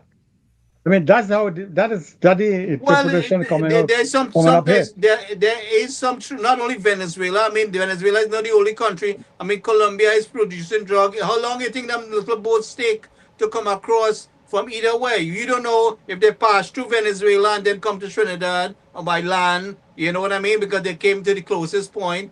I mean, we don't know if they came across from Aruba side. We don't know if they came from Guyana side. But what I'm saying to you is we have very close distance, in close proximity to these countries. So they could come from either side. They could come around on Mayaro side. The debate, we are not involved in that debate. That is an American people. Right. So Republican, Democrat, arguing that with this, because they never heard about Trinidad before. I mean, not a little bit maybe, but now they really hear what Trinidad and where they are. They tell you Venezuela or Trinidad. Who knows they were going to Trinidad and then they'll bring it to America, so stop them before they even reach Trinidad. That is what they're saying. Well, but listen, we have a lot of people who was in partnership with this drug trafficking, right? People from Trinidad entangle themselves. Like you say, fishermen, they're subsidizing their income. You know, like here's the boat. Take a look. There's definitely a lot of stuff in the boat. Looks like he might be dumping some more stuff here. Yep, one. Mark this deposit 0922 07947. Copy. Over 30 now. How many objects? Okay, it's about 5, 6, 7, 8, 9, 10, 11, 12. 13, 14, 7, stand by. It appeared to be packages, and the first one you couldn't. This guy's going to beach here pretty soon, I think. He's in a narrow stream here. Is somebody keying the SATCOM? And Bulldog from Victory, where counting packages being thrown off. Stand by one. Yes, John, I was, so that I didn't have to hear him. Oh.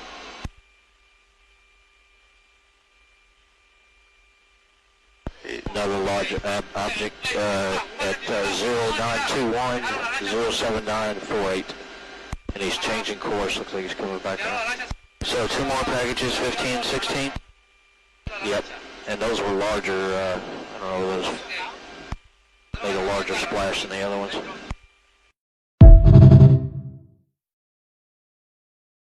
So how long you think you take that boat moving that fast to come in and out of our country in Trinidad? And, you know, we have a lot of hypocrisy within the system. I mean, we have people who were within our Coast Guard and our police force and defense force was mixed up in allowing these things to flow through. I mean, we've seen the Coast Guard boat. I've seen shown those videos that was parked up, you know, while everybody came in and out freely.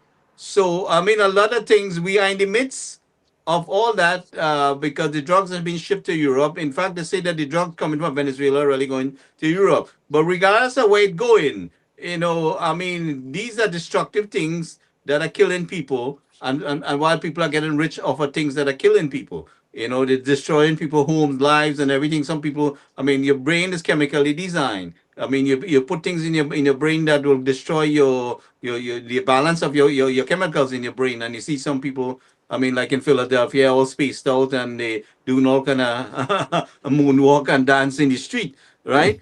But like I said, we have a dual concern here with the United States. I mean, the thing that is happening again is working for us, but what's happening here is not working for us because I am an immigrant, and like other immigrants, there's too much discrimination and brutality taking place. There's no respect for the law. I mean, they're walking into the court. I never thought I would see that happen. That's a bad example for the United States. I said, you walking into the court, taking a person in the court who has showed up for their hearing, and arresting them and deporting. A young lady we saw was heading to a Thanksgiving to meet her parents, and she ended up in some other country. I can't remember which one it was. Leaving school and going to Thanksgiving, they arrested her and sent her to some other country. So I mean, America. So image. let me just finish up. Let me Go ahead, just go finish ahead, what go I'm ahead. saying here because I wanted to let Trinidad people know that Trinidad is number one on our list, really, but we're also American people, so we have an obligation in America as well. So I started by telling you that the dragging the woman in the mud, that because of her religion, that is the part that got me. That if he is to be president, then she has to convert from Hinduism to some level of Christianity. That is the push being done from the party who want to support him as president. So many of us in the West Indies are Hindus, and we thought that's beyond the pale. So when Obama went up for presidency, I had an article in I sent it somewhere. We supported Obama because he was the son of an immigrant. He was not an immigrant. He was like your daughter, born in America, born in the Hawaii Island. But he was treated as the son of an immigrant, and we thought we're going for him because he is so. Now we have a Mondani who is an immigrant himself, who was not born here and now became mayor. So we are more supportive of him as South Asian extracts. So of course, a lot of people support him, no matter what. He's got a lot of support because Trinidad, America, New York in particular, New York City wanted to reply. He's very intact with Trinidadians. He grew up in Queens, so Oh, he mentioned Trinidad when he was giving his speech. So that's what I'm telling you guys and the people in Trinidad. I've never, since I'm living here for 30 something years, I have never heard Trinidad name mentioned. So almost 40 years, I have not heard Trinidad and Tobago Trinidad in particular, not even Tobago, but Trinidad being mentioned so often up here. So and so sometimes but not bad reasons. They were mentioned in a good light, meaning not we're Calypso and the Steel Band. They're talking here about how you're supportive of our soldiers and our this and our soldiers doing training with the Trinidad Army. That was a big plus. All those nice things that are happening. So it is, I don't know, nice to it may not be nice to everybody, but most of us it will be.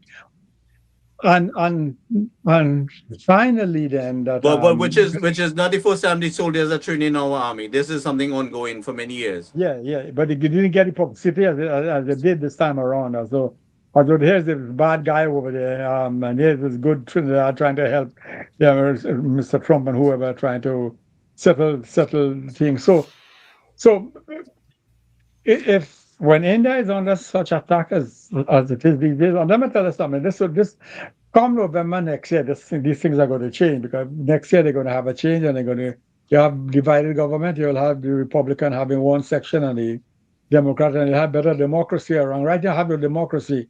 That is why the guy could get doing almost anything and get away with it, and we don't like that one bit. I mean, who's there to tell us who should change, who should be president or prime minister or where? We like the help, and we like what they're doing. But in terms of telling them to go and tell them what country to have which government, you mind your damn business. You don't have a good record yourself. So that's my take for tonight. And nice, sorry guys, I had to take a little long. But next week, when I'm talking to you again, I want to talk about debt. How should Trinidad and Tobago look at debt, DEBT? Because it may not be the same way that the PNM is looking, and even the UNC to some extent. There may be a different way to look at it, and that's what I promise you. Not tonight anymore, though. Tonight I had it. Well, we could do something tomorrow night. Come prepare tomorrow night. But I wanted to raise something. I want to tell you about the debt situation with debt. What is debt and why it is necessary, and it's not what you think it is. It's something else. Right. So bring in come ready to prepare tomorrow night. But I want to clarify something here. I'll try for tomorrow night, but if you want to jump in, he could jump in as well. No, Ben is traveling. So if a couple of days he won't be available. I was trying to get him tonight, but he had an event and he's traveling. So that's fine.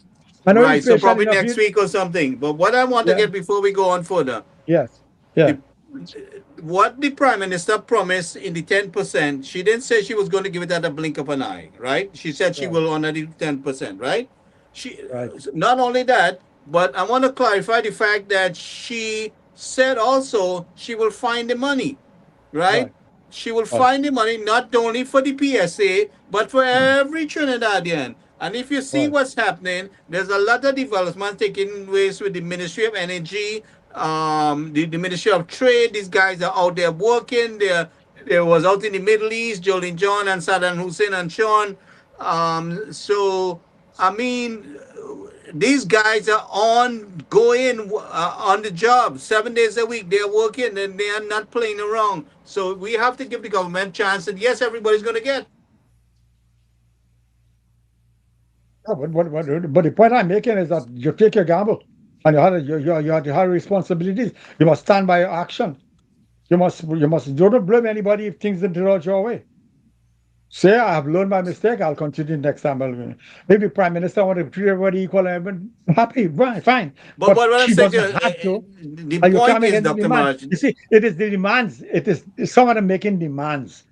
That was 1942. Yeah, no, I know they're making demand, but what I'm saying to you, she intends, and I want to clarify that, she intends to build the country and the economy for everybody. And no matter what song or dance the PNM and what kind of diversional tactics that they will try to, and propaganda they will try to spread and try to undermine it now, we cannot expect the lady to wave a magic wand and everybody gets taken care of. Right? She intends to. She going to work for it. She promises. She are working. All the time she working. I mean, she's a lady that does be up late, 2, 3 o'clock in the morning. She's still working. So the point I'm making is that everybody has to understand that this Prime Minister intends to bring the best to you, and you will see that happen. She did it before. 2010 to 2015, we saw a drastic development in what she inherited and what she brought the country for, and she left the country with a surplus.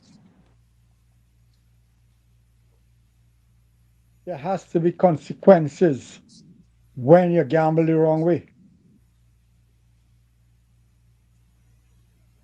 There has to be consequences. I'm not saying she will apply it. No, she's right. She's the mother of the nation. Her mother treated all her children equally. She said so herself. But we, in the business world, there are consequences for failure. There are consequences when you bet the wrong way. You cannot be betting and winning and losing at the same time. So you have to make a choice. And you make a choice and you make the wrong choice. That is what business is all about. That is how it happens. You can't have them making the wrong choice, come back and say, oh no, I shouldn't accept the 4%, now give me 10%. You make a mistake. Wait for the second rounds. Wait for the next time we have negotiation. Learn from your past mistakes. That was the point I'm making tonight. And the second point tonight was the ability to pay. Not because I promised 10%, I could give it to you. Okay, tomorrow morning, come for your check. Crap. There's a time frame in which I could absorb the excess avalanche of cash that I have to shell out because I didn't have his money. In fact, nobody has no responsible investor will have money sitting in a pile there waiting. That is never the case. That money is absorbed somewhere else. I had to pull it from where it is to do A, B, and C. And you pull it from C, D, and D to do E, F, and G. Because it is there doing something else. So you reallocate the resources back to where it's most needed. That is how you finance your business. That's how you do business. And that's how you get it going. The money must follow the productivity. Where the productivity is, the money must go there. Money don't like fools. Let me just say this last thing for tonight, Gary. A fool and his money go their separate ways. In quick order, in short order. So, if you really want to hold on to your money, you got to be friendly with your money. You got to be wise. You got to be wise because money runs away from a fool into the hands of. Oh, by the way, when you get me to friend, I will talk about it. We'll talk about debt then. I just want to say one more thing about those of you who listen tonight. Just to let you know, Mr. Gary, you don't know who Mr. Gary is, but Mr. Gary already entered the political battle here in the foray. You know, I was. He put his hat in the ring. That was the main thing. He went up for elections here, which is when you see all people up. No, Gary, they want me to continue, right? Gary, are you there? Yeah, I'm listening to you. Go ahead. I will send a picture for you. I will send a picture and talk about it one of these days. Oh, Mr. Gary was in the ring in the local elections in New Jersey. Yeah, we supported you that time, Gary. You never went up any time after that, did you? No, right? Gary? No, Gary, you want to talk about his political history. Okay, we leave. We dump it. We drop it. We drop the idea. Go ahead, Sumit. You take over. Sorry. No, Doc, a lot of what you mentioned, we already touched on today. So it was good that you reinforced the point. All three of us doing the commentary supported the moves taken by the UNC. Yes, and fully supported the FUL bill, though we had question mark on the time frame to get this thing done. You have 20,000 applicants, and the one cop is going to see about these things. When they're going to finish in 40 years? So this thing, I suggested that we have an independent body doing, just you as the COP, you as the lawyers association, give me the parameters to work with. I'll make sure I select the best candidates and give it to you. Have a private organization deal with the system of recruiting the people who will be eligible for FUL, rather than leaving it to this one mass, the COP, and then who knows how much of that he's going to do a day. What, 10, 20? When will he finish 20,000? So it's a matter of urgency. I think if they really want to get this cracking, and the whole invasions, like, it's not stopping. It's not stopping. Unless they make examples of 1 or 2 or 3 these guys, then and only then you will see, some action taking place, because the criminals, no matter how you slice it, they still have the upper hand. Yes. And because of that, it's impacting on in trade and investment and tourism. All these things are affected because I was saying Nucor, which is the big American steel company, they were supposed to come into Trinidad and they chickened out. Yeah, so I'm glad you raised that point, because I really never I don't know what you all talked about before tonight, before I came in, but you may have noticed, if you didn't talk about it tonight, I don't know, but like there, you see around that Gasparillo, Claxton Bay area, a lot of crime is happening there. I don't know what the problem is, but if the police is looking for to buttonhole certain places, I think something is happening around there. I don't know what it is. Maybe they could have an eye in that area. Secondly, is this wife and husband that they kidnapped in the off the small islands in Trinidad. That's a serious indictment against the state of emergency, because in a state of emergency, something as drastic as that should not have happened. I don't know what the police is doing or what the commissioner is doing in this regard. I mean, they talk, but I want to see work more than talk. That is a serious indictment against the police and the state of emergency, that in such a situation, you could pick up two people and take them away. I don't know if it's so near Venezuela, if there is anything involved in Venezuelan gangs. I don't know. Absolutely. Yes. I left to wonder, in the absence of anything in the void, it is least for me to put things in the void because you didn't answer. So I shoved stuff in there. So I want to tell them that the songs that they came from across the mainland, because that is so near the mainland, is such a, and they're not asking TT dollar, the local crime asks for TT dollar. These people are asking for American dollars. Therefore, it tells me that they want to spend it outside of Trinidad.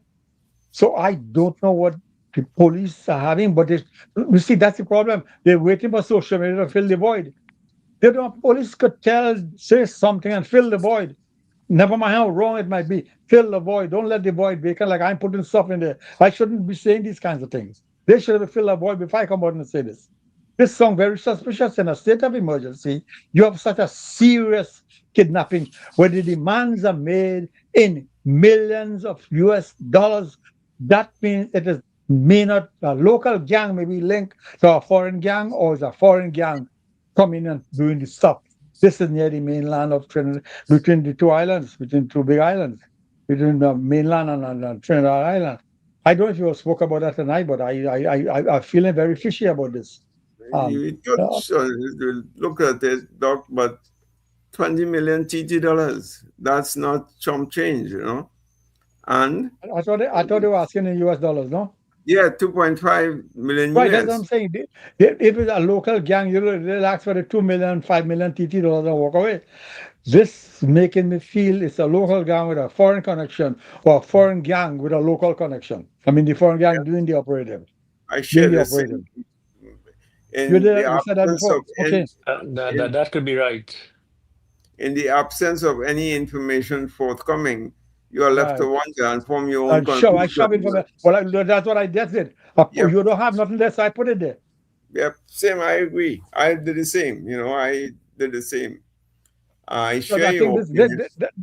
This is a state of emergency. This doesn't happen in normal times. In a state of emergency, you have such brazen kind of activities. It means that the SOE is not working. Or it's working, it should be working better, I should say. Whatever little success you have. I think it was some other night, somebody mentioned about you measuring to a ticket, you stopping, and how many tickets did you give? Show me the damn ticket book. There's no, you have a roadblock, you look for a ticket. Don't hold back the people and give them ticket. Looking for criminals only. And do spot checks. Don't even handle things.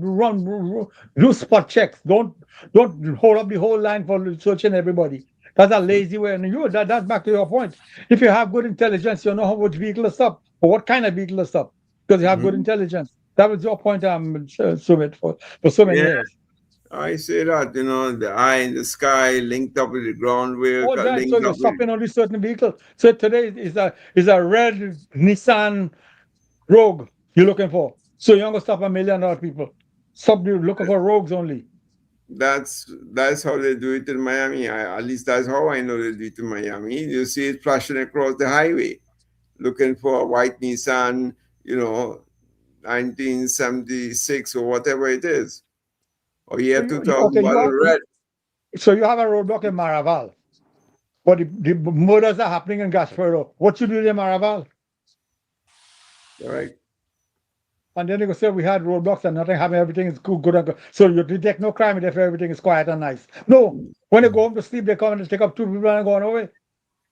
This woman they kill in Gaspereau, they stabbing her, whoever. You know, the things are happening. I'm saying like some around some hill, Claxton, Bay, Gaspereau, around that 2-3 mile radius. There, a lot of stuff are happening. Maybe that's something because they move like they move over from the east-west to near the Sanwa area, La Barataria, Sanwa, Mova area. They go along to somewhere else. The Southland. They will do that. That's how they operate. Mhm. If you're looking for X, Y, and Z, there will be an X, a Z, A, F, and Z. You're right. I agree with you. So I think they have to answer. They have to get a quicker answer than not being mom. Being mom is not. Don't tell me. Let me just say this last. I always say the last thing, but sorry, I had to come back to this again. My good friend, all of you are my good friends. Yes. So before I single out Gary, you know, you all need to pull. I hope they know it by now. Pull this commissioner aside. Not the commissioner, the National Security Minister. And let him have some better decorum because he forget he's not a police anymore. He still be. I noticed the other he talking. He said we. Talking about the police and saying we is not we, sir. You are now the minister. You cannot say we. Yeah, he's a little embarrassing guy to listen to. So he's like one of those guys who just came out of elementary school, getting first job at 18 years of age. And I guess he provides that level of humor, whether he knows it or not. But you think that whatever he's saying is a big joke. I don't know. I get that feeling when I listen to him. That poor guy. You can talk in Trini language, but the language he's talking is not Trini. I don't know what that one is. But he can't even Polish language. Yeah, correct. He's speaking in a guy, you could call it Trinidad, we call it parables.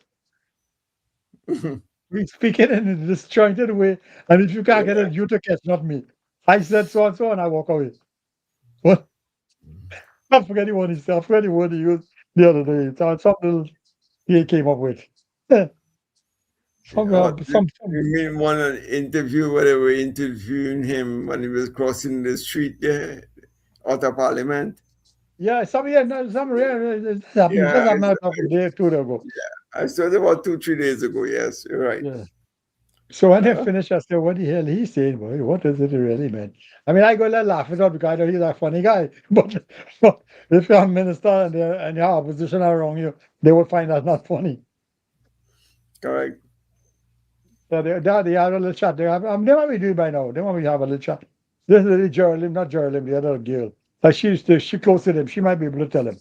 He might, the St. Augustine girl. I mean, yeah, she might be able. She might get to him. Like they get along well, so she might be able to get up to him. Oh, no, no, she might. Well, that's she in the same boat too. But no, she articulated well. I don't think. So take a look at a few more clips I have here. Anyone who is currently renting would need to register during that period after March 31st, 2026, or such other period that the Minister of Finance may set. Any landlord would have to register with the BIR prior to renting out their premises, and you would then, I think, you'll be allowed to make the payments on a quarterly basis. Let me begin by expressing my heartfelt congratulations to the Private Sector Organization of Trinidad and Tobago, PSOT, on its official establishment. When I assumed the portfolio 7 months ago, during my first presentation in Parliament, I spoke of the need for a single, unified, credible national body representing the private sector with one voice, one point of coordination, one strong and authoritative advocate for business interests in Trinidad and Tobago. Today, that vision is a reality. This organization now stands as the umbrella body for all small, medium, and large enterprises across every sector of the economy. Since assuming my portfolio of Minister of Trade, Investment and Tourism, I have been guided by a simple but urgent mandate: grow the economy, create jobs, earn more foreign exchange, and make it easier for our people and our businesses to prosper. The wealth of a nation is not its resources, it's the confidence of its business people. And when you give people a united voice, you boost the confidence of the business community. This government has declared that Trinidad and Tobago is open for business. This is the new direction. This is the new alignment. This is how we secure the future of Trinidad and Tobago.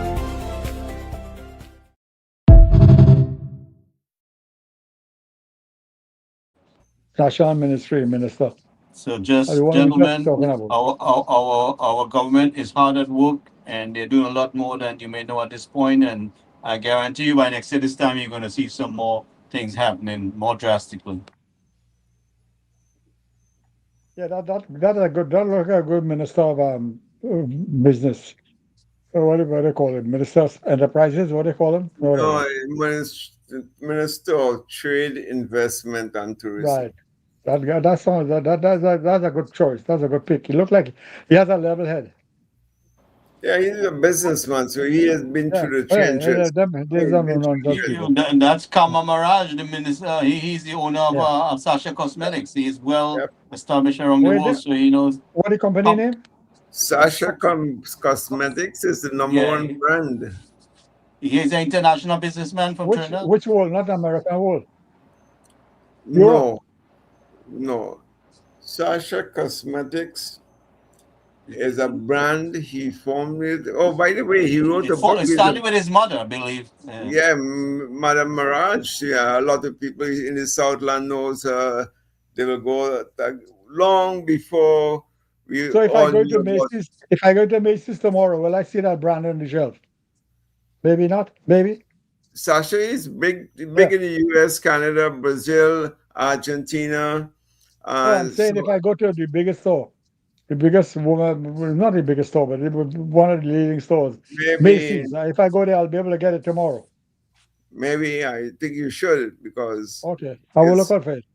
Yes, Sasha Cosmetics. I think they have a franchise in Queens and the other places too. I could check it out. I never heard of it. I heard you talk about it. No, but he wrote the book recently on how to develop a brand on a shoestring budget. That's the name of the book. Oh, that sounds good.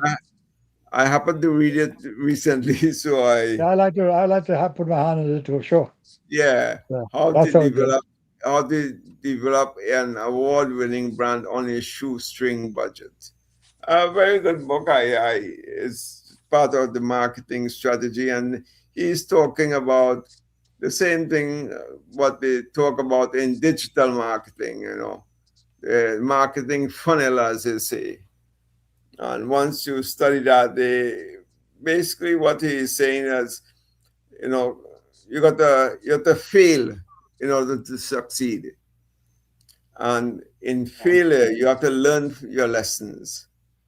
And I always say tonight. You're saying that all night. I was saying that. He's that sort fellow. Where is he from? Where he born and grow? What sort of thing? He went to school in Naps here in Sando. So must have been a sort boy. He was in class with Dr. Bodo and them, and he was a teacher here in Faisal Senior Secondary School. Okay. His mother was Madame Mirage. All the rich people in the Southland went to do their hair and nails and all these pedicure and so on. So she was studied in France or so and did her training and set up the establishment. Yeah. And he said, as a little boy, he said he used to be with her sweeping up the hair and so on. And then I think they lived at Freeport at that time, where he used a little kitchen table to mix his cosmetics and figured that this is a natural link or an extension of this hair, the hair business, the styling and beauty culture, then, so to speak. And that's how he came about with the concept of doing the makeup, the lipstick, and what have you, different colors, so different skin types and different colors. And it's called the lipstick makeup for the colored woman and all these types of things he went to. Yeah. And so tonight I was a good half of the night I was talking about risk and reward. Risk, that was really the title of what I was talking about all throughout the night when I talked about the trade union taking the risk and the gambling. So that Minister of National Security observed that the risk he took. He was a senior superintendent. He pushed him up very quickly. I guess when he went in the areas, he pushed up from an acting inspector to an inspector to an ASP and then a senior superintendent. So you get him out 5 years, he got about 4 promotions. So for him to jump out and then immediately put his hat in the ring and then win, to tell you he assessed the risk very well. Because I was thinking about if he lost that election, he also lost the senior post because he can't go back in, and the PNM will kill him. So he's out. So that risk he was going to take, and he will. So this is risk and reward at best. Yeah, and with what Alexander did. That was risk the and reward at best. seat. That was the Tunapuna seat. Yes. Yeah, right. Tunapuna. It was a tough seat too. It was a tough seat. That's a difficult seat to win. Eh? Yes. So that was a seat, and he took the right gamble. I mean, he left his job, he jumped over, and he knew they would kill him after that because the PNM wasn't going to make joke with him. But it turned out well, and if they continue like this, he'll be there for a long time to come. And he's on the right track, but you gotta they go pin him down, they go pin him again, and they'll go after him. But you know Sumad, you know we touching on something there. Where it will all come down to the marginals again, right? Yes. And we have to continuously put that effort there and not let up. Or, we just can't show up just before an election to try to solve stuff there, right? This is why it's a marginal, right?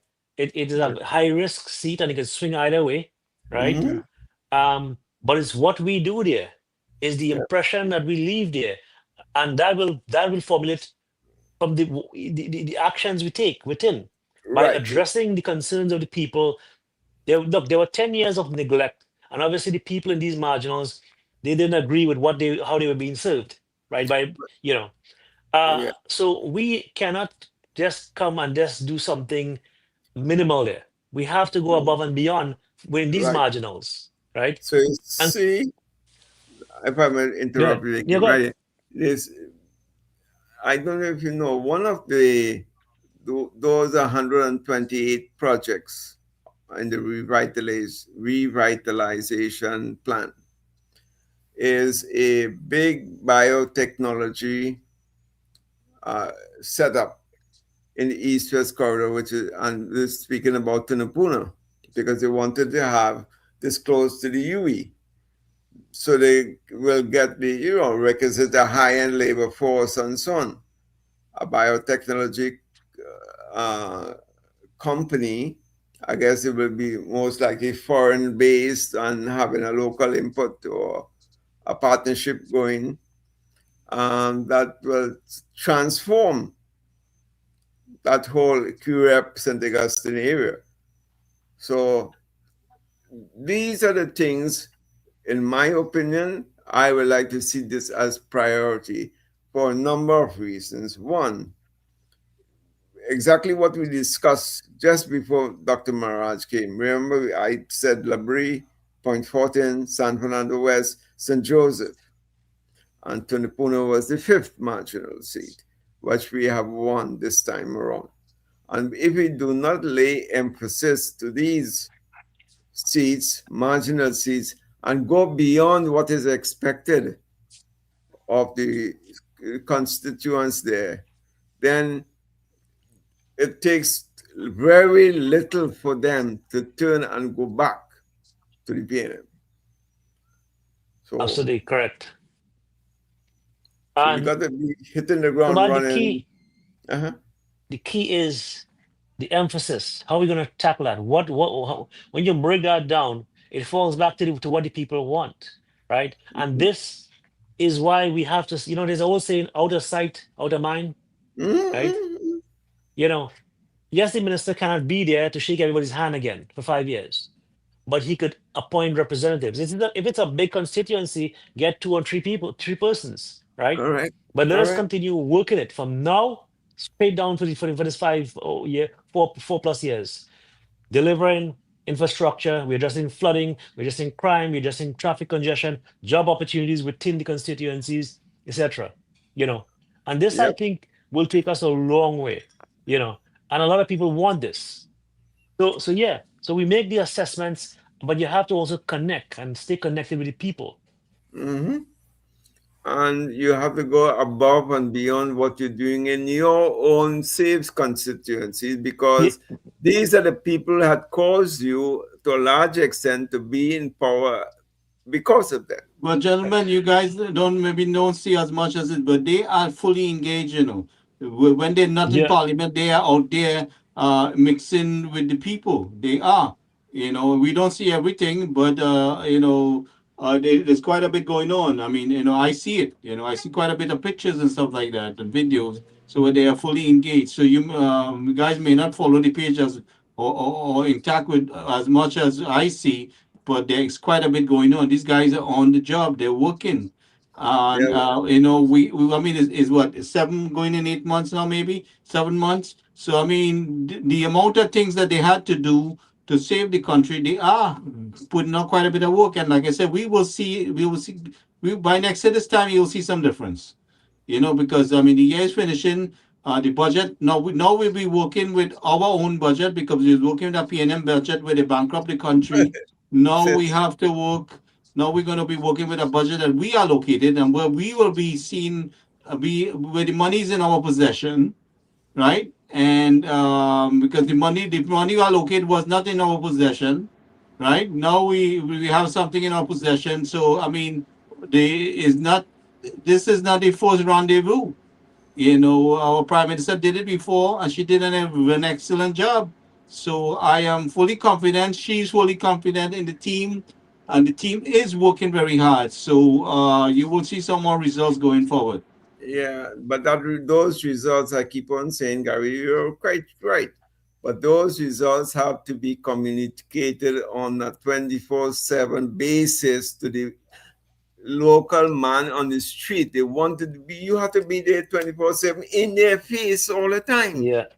Don't we have to make highlight a it, mistake the like the success. last time we did 100, as I said, 105 schools, 27 police stations, health centers, this infrastructure works, water supply, and all these things improved massively. But then they only announced these things in the 5th year. So, even though you announce it in the 5th year, in my opinion, you should be doing that continuously. All right, so man, but don't forget I asked you to link up with Cook, right? And you guys have a private linked up, we already definitely. Yeah, All but right. Definitely. I called a couple of times. He was most time in Parliament, and so this week they were really busy in trying to bring things to a closure. Yeah, so you just have to keep checking in with him, Yeah. message him, Yeah. I will continue doing that. Oh yeah, this week I can do. And So just to because pick he has a lot on his plate, so we Yeah, always yeah. have to give. Yeah, but He took quite a bit. the communication side is critical for me. I seen that. Well, I mean, we're doing our part here, so man. It's just a matter of this is an asset to the party. So it is definitely. all we need, you see, we have young people that are more looking to get paid than to volunteer their time. If you notice, they don't get much young people volunteering, right? I mean, we have offered the channel so much, even for them to build their skills, in journalism, and communication. They can come on here and put a presentation on and use the channel, but we having a hard time getting people to come on board, That's right. You see, but these things have to be driven from the top, Gary. All these type of decision has to be driven from the top. Somebody at the top level needs to recognize that what we are saying, all of us are saying, has to be implemented as of yesterday. This digital media marketing or social content marketing has to be in their face, because the young people are the ones who is gravitating. This is how the communication starts, and they will talk. Once young people see this in social media, and if you have the social media marketing strategy panned out nicely. Look, like for instance, I have a Facebook group, a UNC Facebook page. I have a Yes, TikTok, and the five of YouTube them. channel is going. You have five You know, groups there. I have another one where I helped all those people that was trying outside the country, TNT citizens overseas. And by myself, I'm always doing things. If we get some young people on board who are more skilled than me, I mean, we could get, but I need some help from people on the ground to recruit them.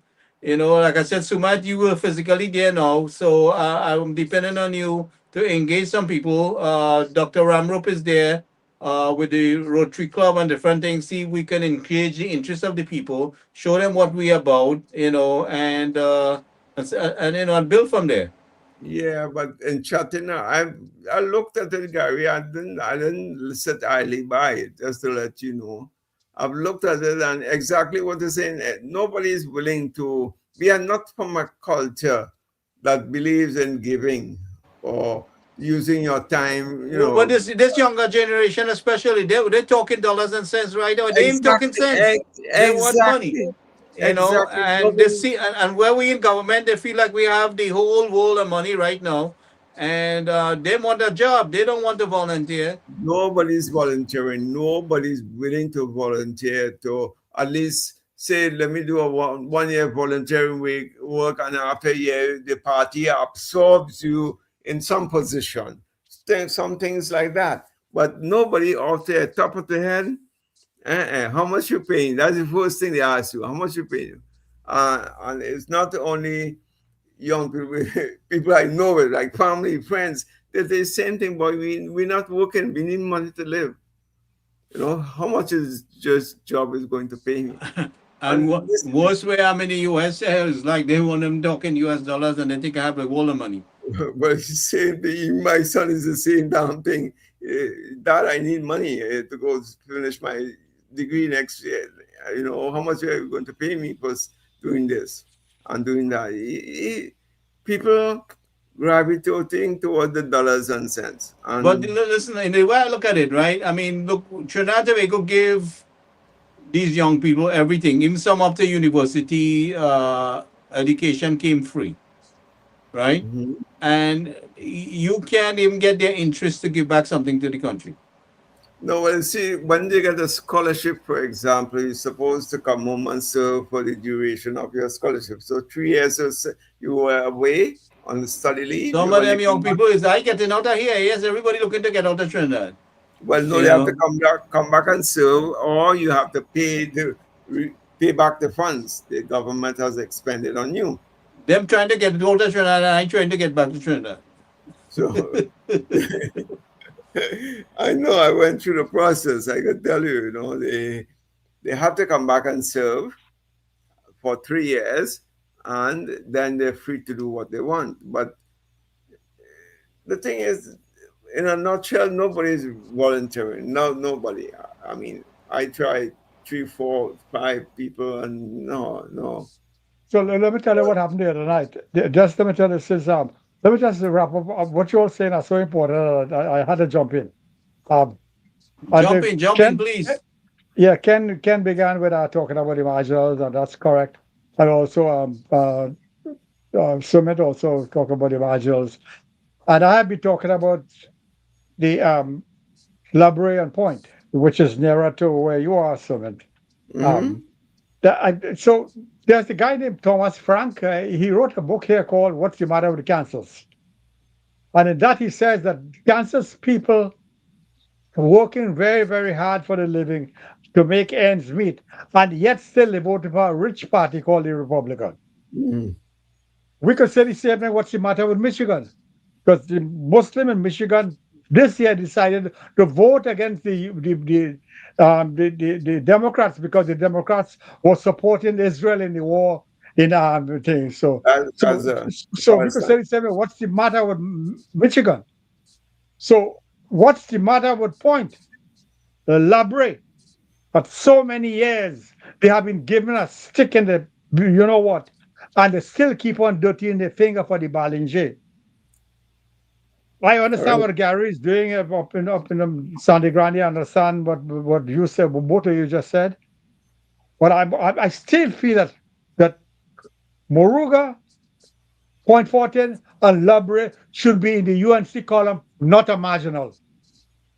Right. And how do we make that? The question we've got to start somewhere is that we got to put a lot more emphasis in these areas than the regular UNC seats. And I tell you, how that can happen is that you have to do you have to connect with the people.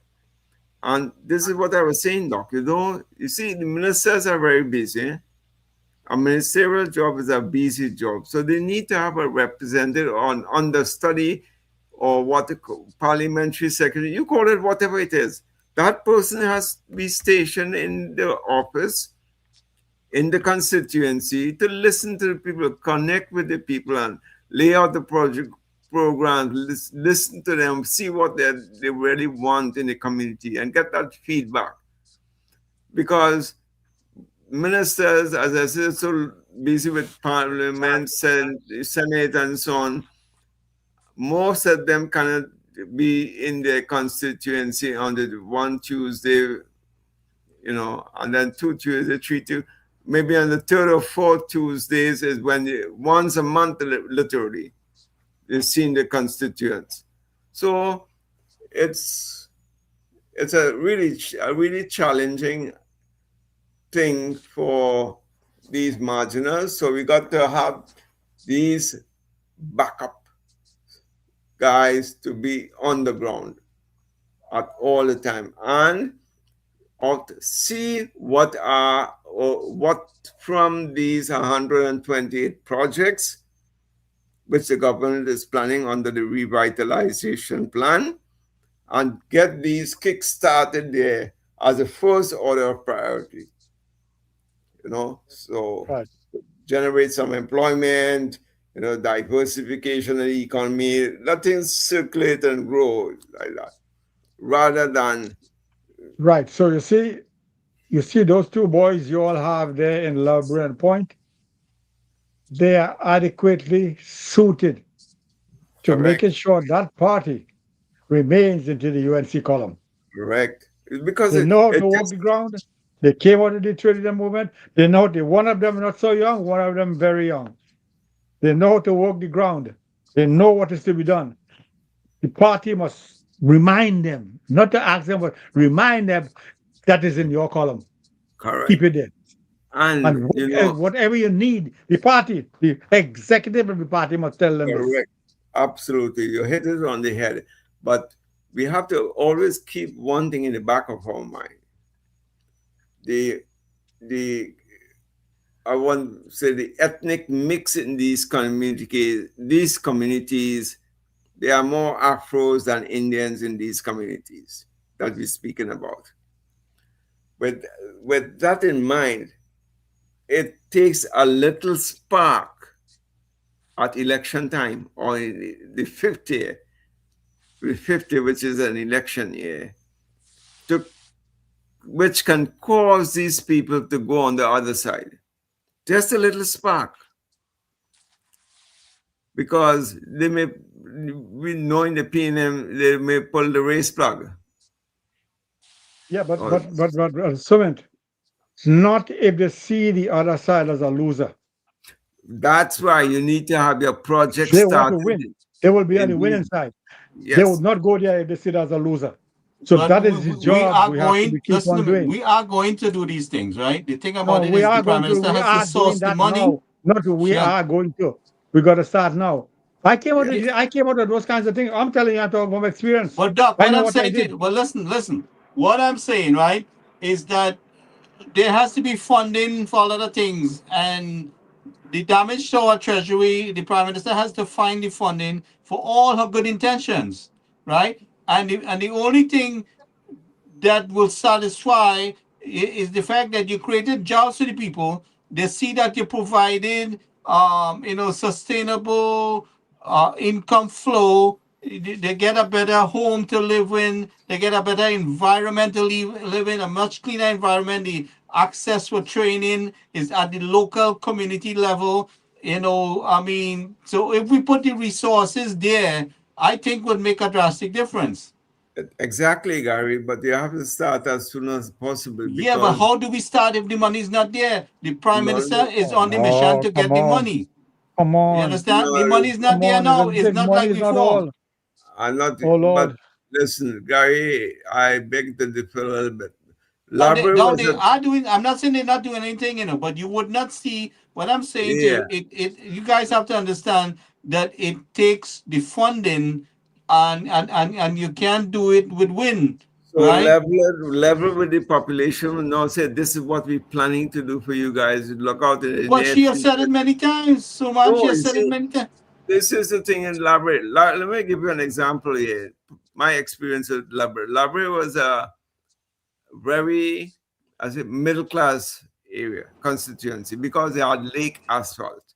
Lake Asphalt is that company that does all the bitumen for the pitch and do all the things from the lake. Which they never really benefit from. But where is the company right now? We don't know. I myself don't know where's the company. Has it been sold? Is it leased to the Chinese? What is involved? I mean, we've seen the Chinese involvement, right? So we will have to walk around that now. So that's what they say. Hey, look, you know what Kesar and the other young guy needs to do is to say, wait now. So we can't get them guys to talk to me.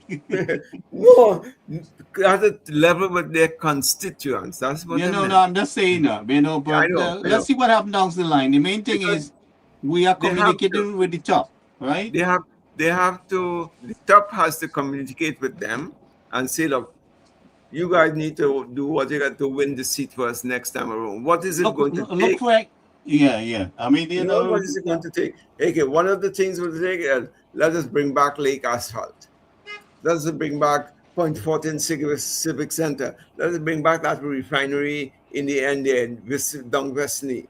I mean, I took a drive down Point Fortin and it's bustling now with the new hospital and there. It looks like a little mini city, right?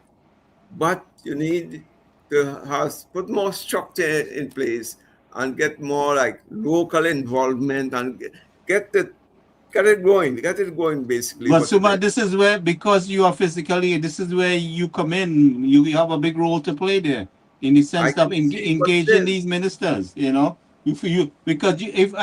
I can get there, I will come and go straight in their face. But the thing about it right now, I'm depending on people like yourself and Dr. Ramrup and the others who are there to engage them physically. I'm telling you, it's so difficult to get into these guys. I've been here 4 months and I can't get to see the ministers I want to see except one who came to see me. But other than that, I can't get in contact. Let me just tell you, Sumit, I listen to what you're saying all along, and I'm Gary too.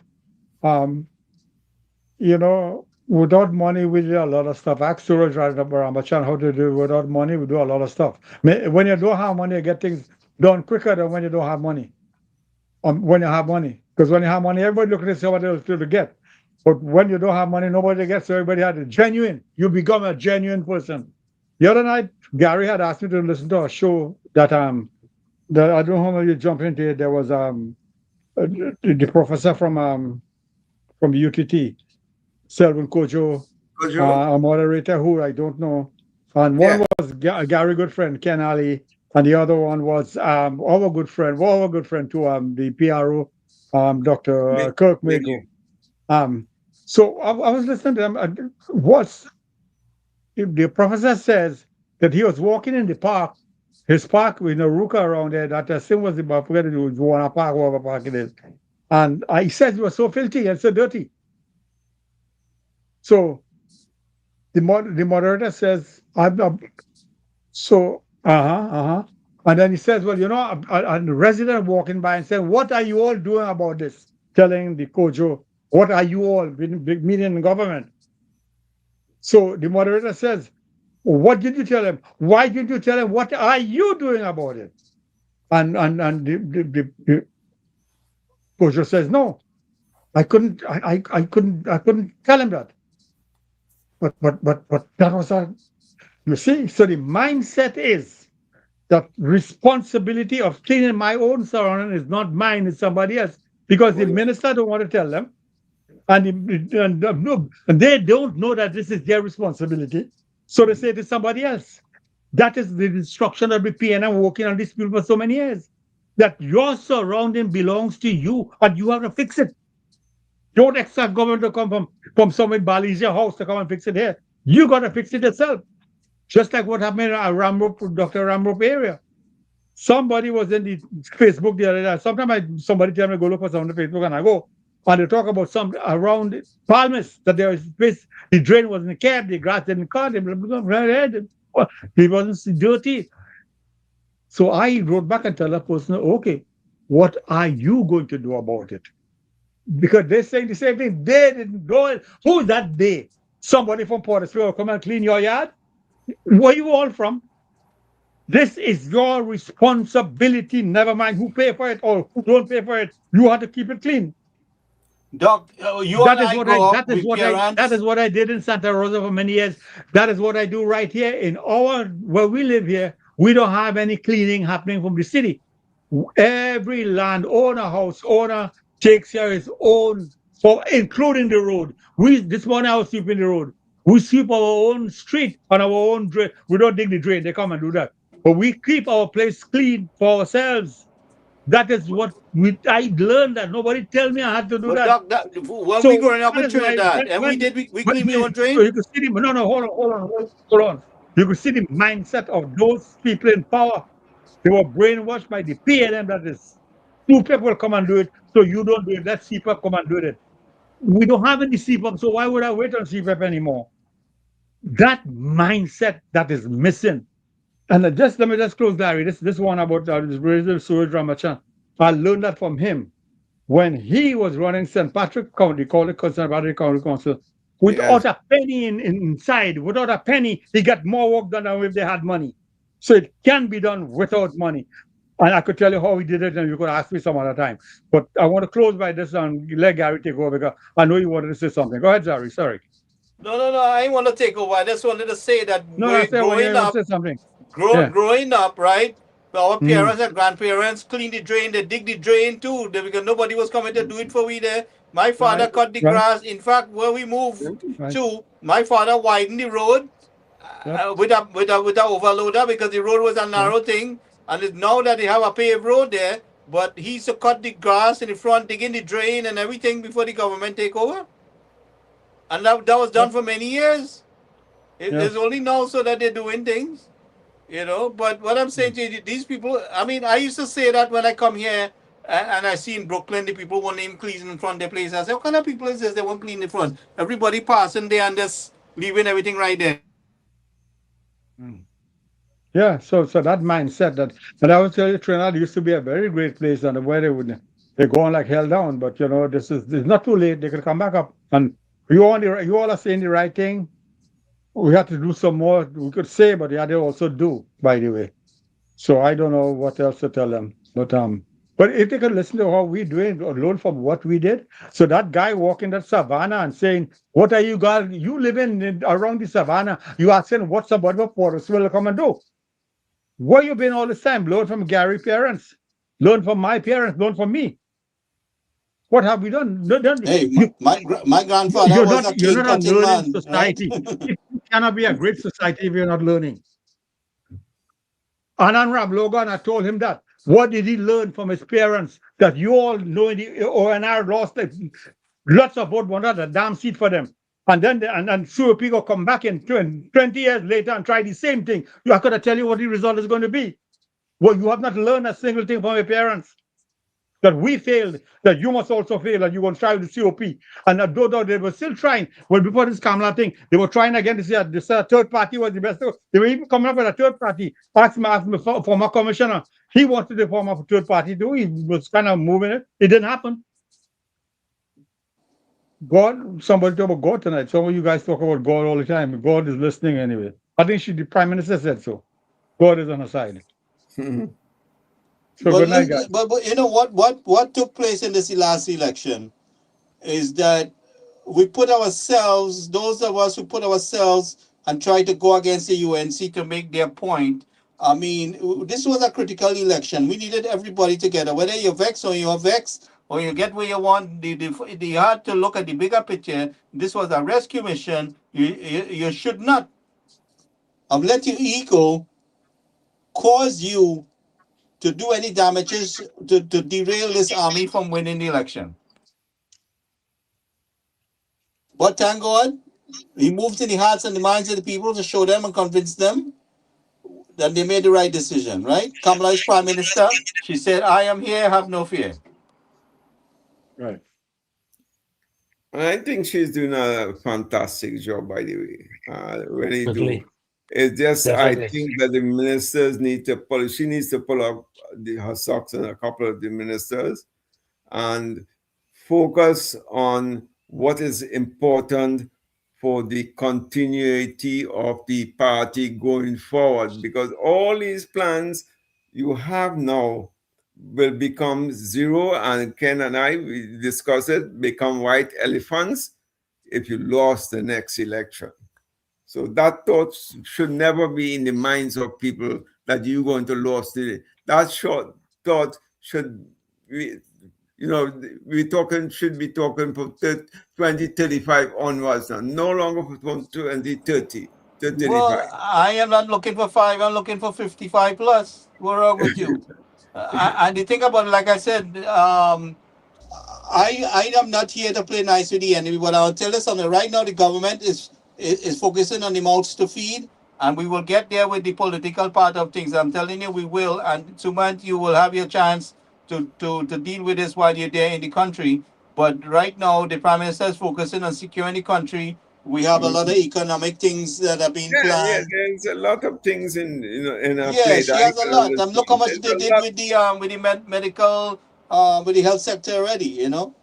Yep. And still more, because a lot of things are saturated in the way it is, that they really have to be, really turning the wheel there to rather get things done. Because I mean, look, Dr. Gopi Singh is making some drastic change in the North Central Regional Authority there. And then Dr. Boudou has changed the quality of medication, and everything. There's a lot of things they're doing.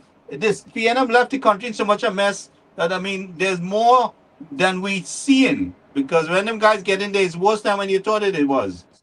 Well, I keep on telling you guys the same thing. Eh? All the systems were broken. Every single system that functioned before was deliberately broken by the PNM to ensure that these ministers walk out scot-free, because no one can be prosecuted for wrongdoings, because contracts and so on never had signatures, permanent secretaries, administrative officer 5, AO4, AO2, all of them were in the same boat, the technical officers and blah, blah, the advisors. That whole PNM group, that's how they function. So let me ask you this question, Sumant. Let me ask you this question. Files, no invoices can be found. So if you listen to what is going on, has been going on for the past few months, it kind of died down a little bit now, so I shouldn't raise it, but nevertheless, I'm putting out there for debate. If so, there is a feeling on the ground that this present government is insensitive to the poorer people who are earning a living by showing up for work, doing some work somewhere called CPET. And the government came and stopped that because they were prejudicial, and they were this and they were that and they were the next. There's another side which we hardly hear much about, is the side that there was too much corruption, therefore we had to halt the program, to revamp it, to do the amount of errors that were happening, and it was bad for our nation, blah, blah, blah. Which two sides is winning this debate right now? Could you tell me who's getting a better say on these two? Don't be biased. Be open. I can tell you straight for the UNC has gotten the hand on it right now as we speak. Right. Because I'll tell you what, they have been proven that there was a lot Right. of bubble and skullduggery going on. But the courts this week, on Monday, you saw an article, have CPEP has to come and pay cost. And he advised the CPEP guy who lost in the cause that he should have got. Is that broadcasting on Power 102? No. This is No, the you got thing. you got what that's where it will count. It won't This count is when why you read it in I'm some paper. saying- It will count when they answer in the hellholeness. It's then they're going to answer them. Because that is the people who believe in otherwise. You see, you believe in it, and that may be really, really true. But what about those people who are on the fence? What will And they that- believe? This is why the social media marketing is crucial to this, all of this. So Eastman is the name of the company. The CPEP company, they lost in the court, and then Anand has advised them, why didn't you seek better representation to fight your case? Because they depended on the P&M lawyers, Scotland and the other one in Laventille and all these guys, Alwari and all of them. So they lost. Now they have to pay cost.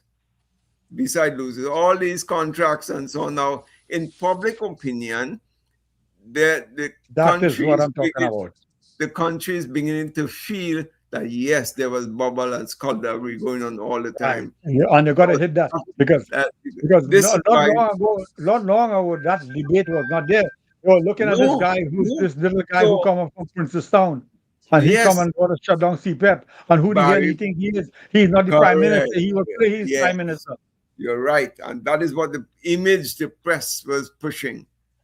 Is a bias towards UNC was biased towards poor black people. That was the racial head they were pushing.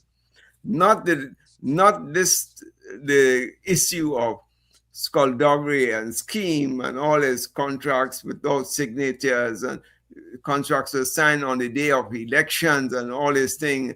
All this nonsense thing was really null and void contracts. That's where up to 2029, by the way, without signatures. How can you be contract? Simple law contract states, lesser, lessee, term 60 months or 50 months, and the cost, the price per month. Simple. These 4 or 5 criteria need to have in any contract. But they were totally at fault, and the courts found them guilty. The P&M, that is, the CPEP. So this is something that should have been highlighted and debunk the P&M idea that the Kamala was trying to sabotage young black people who were on the breadline and didn't have no other means of getting a job. No, you don't hear nothing about CPEP and URP again. This has quelled everything.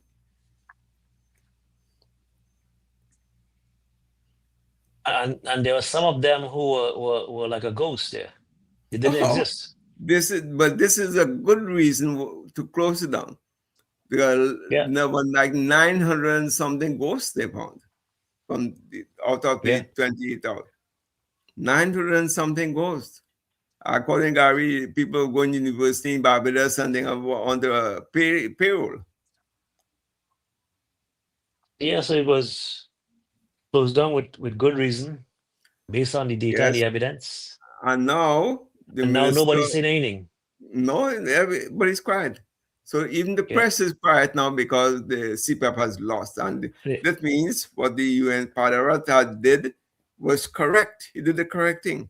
Now, Minister Amin has said, look, all of the 28,000 ain't bad, but we're going to employ back a couple, opting about 8,000 or 9,000 of them permanently on permanent jobs. To do the same work to buffer up the corporation and municipal corporation doing the same type of work, cleaning drains and cutting the grass and so on. So it was a good move. They cleaned out, they got rid of the deadwood, you start afresh. And that is the correct move. Exactly. So, but you don't hear nothing about that again. That, oh, you guys were suffering, poor black people. You take away their livelihood and this and that. That's the PNM approach to it. Yeah, They want to pull the racial card. They just say what they want to say. They want to build a racial argument, to convince. They pull that. They always pull that when they had as the last straw. And the same thing I'm worried about. You see, in the marginal constituency where there's a black majority, one little spark, and a little spark can ignite. Yeah. I think as we go along, Samad, 7 months in government, and that's we have to give it a little time. Yes. So what we should be doing right now is laying the groundwork. Go and talk to the people. Say, you know what? We're going to get back Lake Asphalt there. We'll create a lot more jobs. We're going to open up the refinery. You need to communicate with the people. Don't be sitting in Parliament and make the announcement in Parliament that we refine. No. One, communicate with it. Be in touch. In the meantime, while we open the refinery, make some makeshift work programs and so you help out the rare vulnerable people in the society like that. But you need to go and listen. You need to go and listen and do that bit more than you do in your normal constituencies like Siparia, Faizabad, Ropus, East and West and so on. But if you remember, you have to remember one thing. It's because of these people, not so much your constituents in these safe areas, but in these marginals, because of them you are in power. Especially these five. Labre Point, Maruga, Sando West, Tonopona, and St. Joseph. Grandi to an extent, but Gary no more. I don't know much on the Grandi side, but I know definitely from Tonopona, St. Joseph. Yeah, well, Grandi is a work in progress. Okay. We have some things to straighten out there, and we're going to, we're going to pull through strong in Grandi. All right, nice one. Once that can happen, then at least it gives hope. At least I can see hope. At least they can be 2030 to 2035 will be at least of my concern for UNC being in power. They need to be, because I will really, really feel bad. This is our last opportunity to restructure and rebuild Trinidad. And if UNC does not do it, man, all hell will break loose if PNA comes back there. But nothing is going to change, nothing is going to happen. And we may all need to find out which island is the best island to go and get out of here with. Seriously. I ain't sticking around here. If I have to leave back again, I'll leave back again and come back to the US. Yeah, but I ain't putting up to this shit from nobody. Well, I mean, you see what's happening in the level of discrimination in this country here in the US. I mean, the way things are going, So, I used to drive down from New Jersey all the way to Florida. I am very skeptical on doing that because of the level of racism. Yes. It's stopping off in Georgia and North Carolina, and I don't want to go for no long drive. In fact, I'm even afraid to even make it into Pennsylvania. Tell you the truth, because this man has ignited that kind of Confederate kind of thing. That they empowered them, so they feel that the country belongs to them alone, and long as you're a certain color. In fact, yes, I saw something with the Supreme Court authorized by color. That you could, you saw it, right? Yeah. So they could target you based on just your color alone. So this alone is telling you exactly what's going on here. That's discrimination. Gary, I don't know if you know the law in that. I happen to know it. That you cannot pull someone out of a line based on color. Because they overstepped this. This president authorized and overstepped this.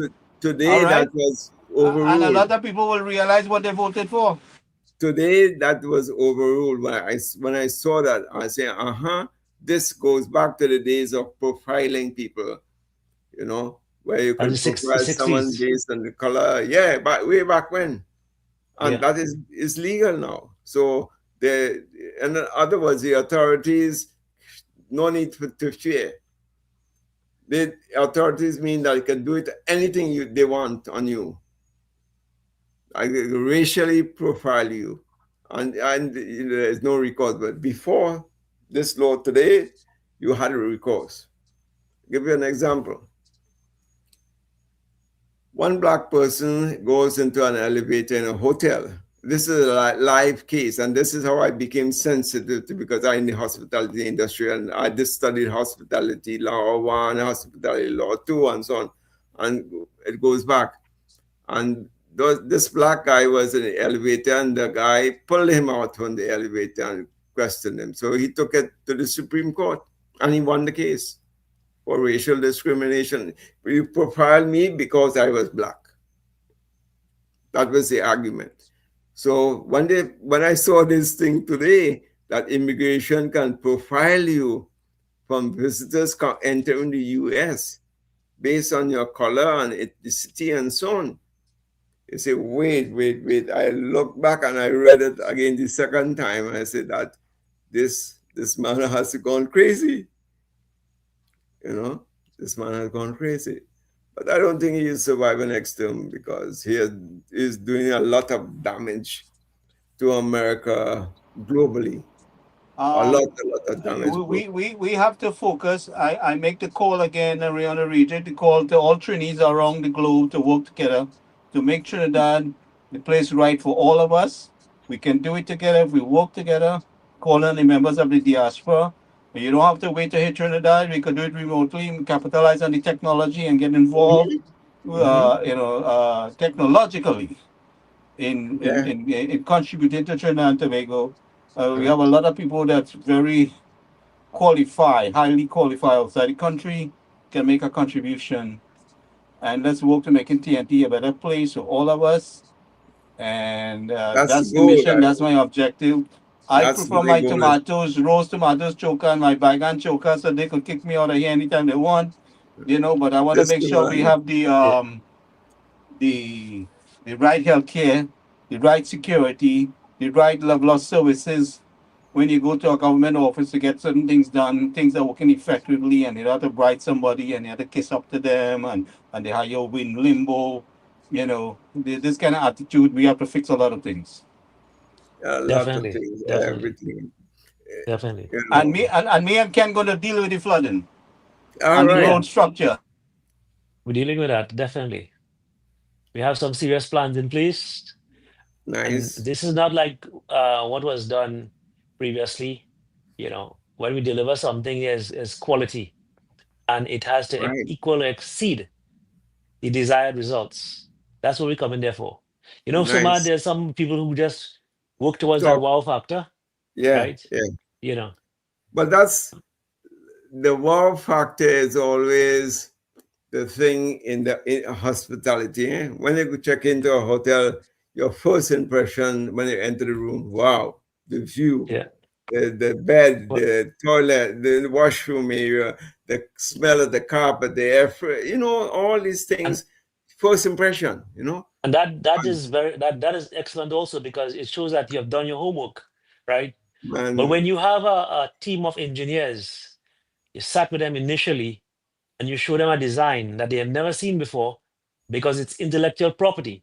Correct. And they are skeptical and they saying, scratching the head, etc. We never seen this thing before, right? And then they give you the opportunity to go out there and fix the problem that they failed to fix twice, right? I'm talking about not one engineer, a bunch of engineers, including the senior people. And you go and you fix it.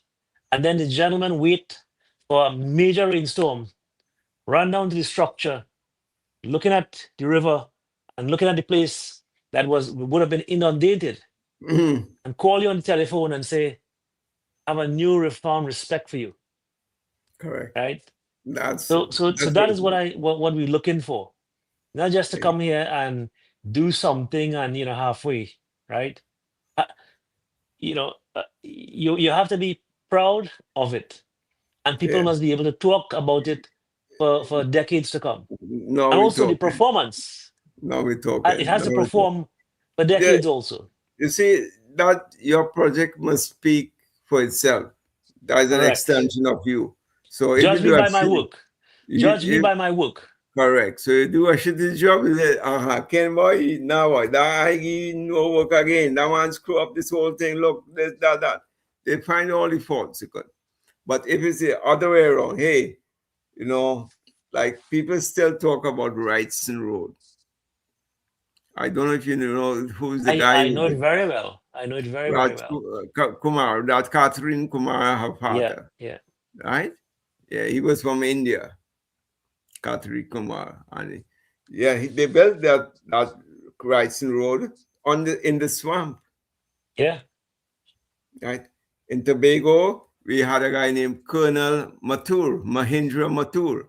He built the highway in Tobago because Sri Ram brothers who came and set up shop there, all their tractors and bulldozers was bursting in Mount St. George because of the rock. I told you they have the blue metal there and they had to cut it, and they were eating out the machinery as quick as possible.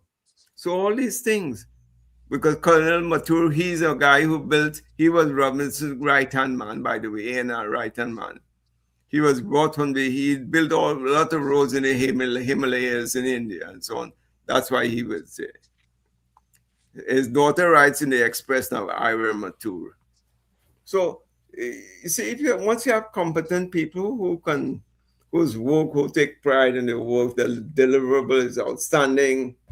I myself had something which I don't speak about, but in my area of is technology, and now I did my master's in hospitality management and so on. And I was able to work with a team who was developing something called touch and serve system way back in the 90s. So that, let's say you go into a beach bar outside by the ocean front, you're staying in a hotel, the waitress come and take your order in a little handheld device.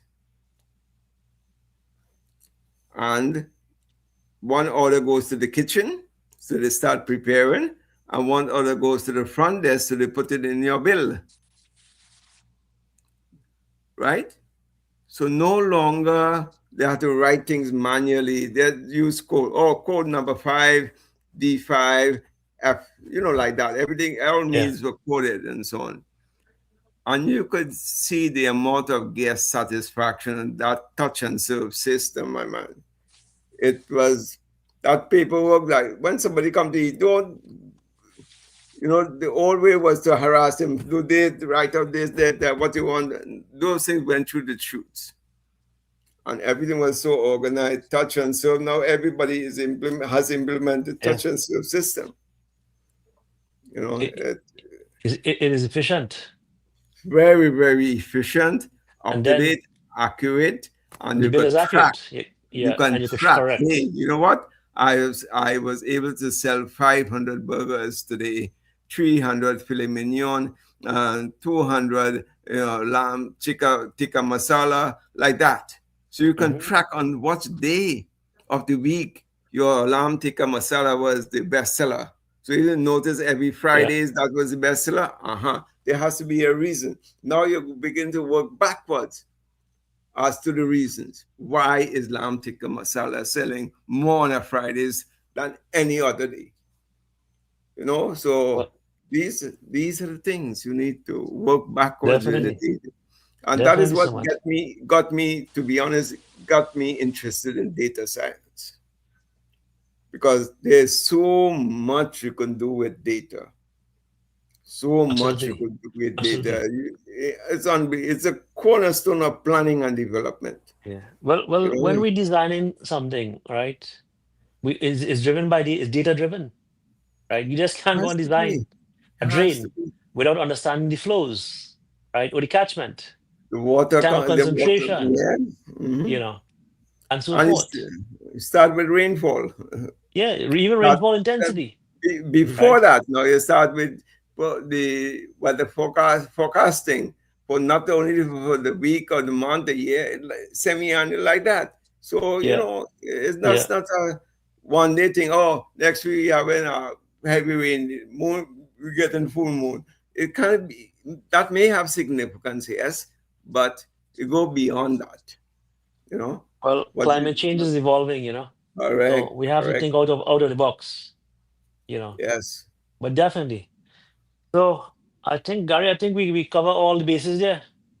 Yeah, we pretty much. So if we're thinking tomorrow night, we'll decide now if we want to do anything.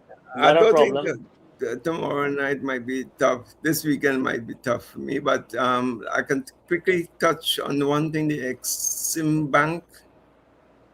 Yeah, the Exim Bank, yeah. Yes, man.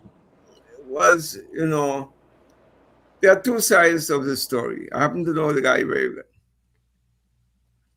He is the son of Winston Docran.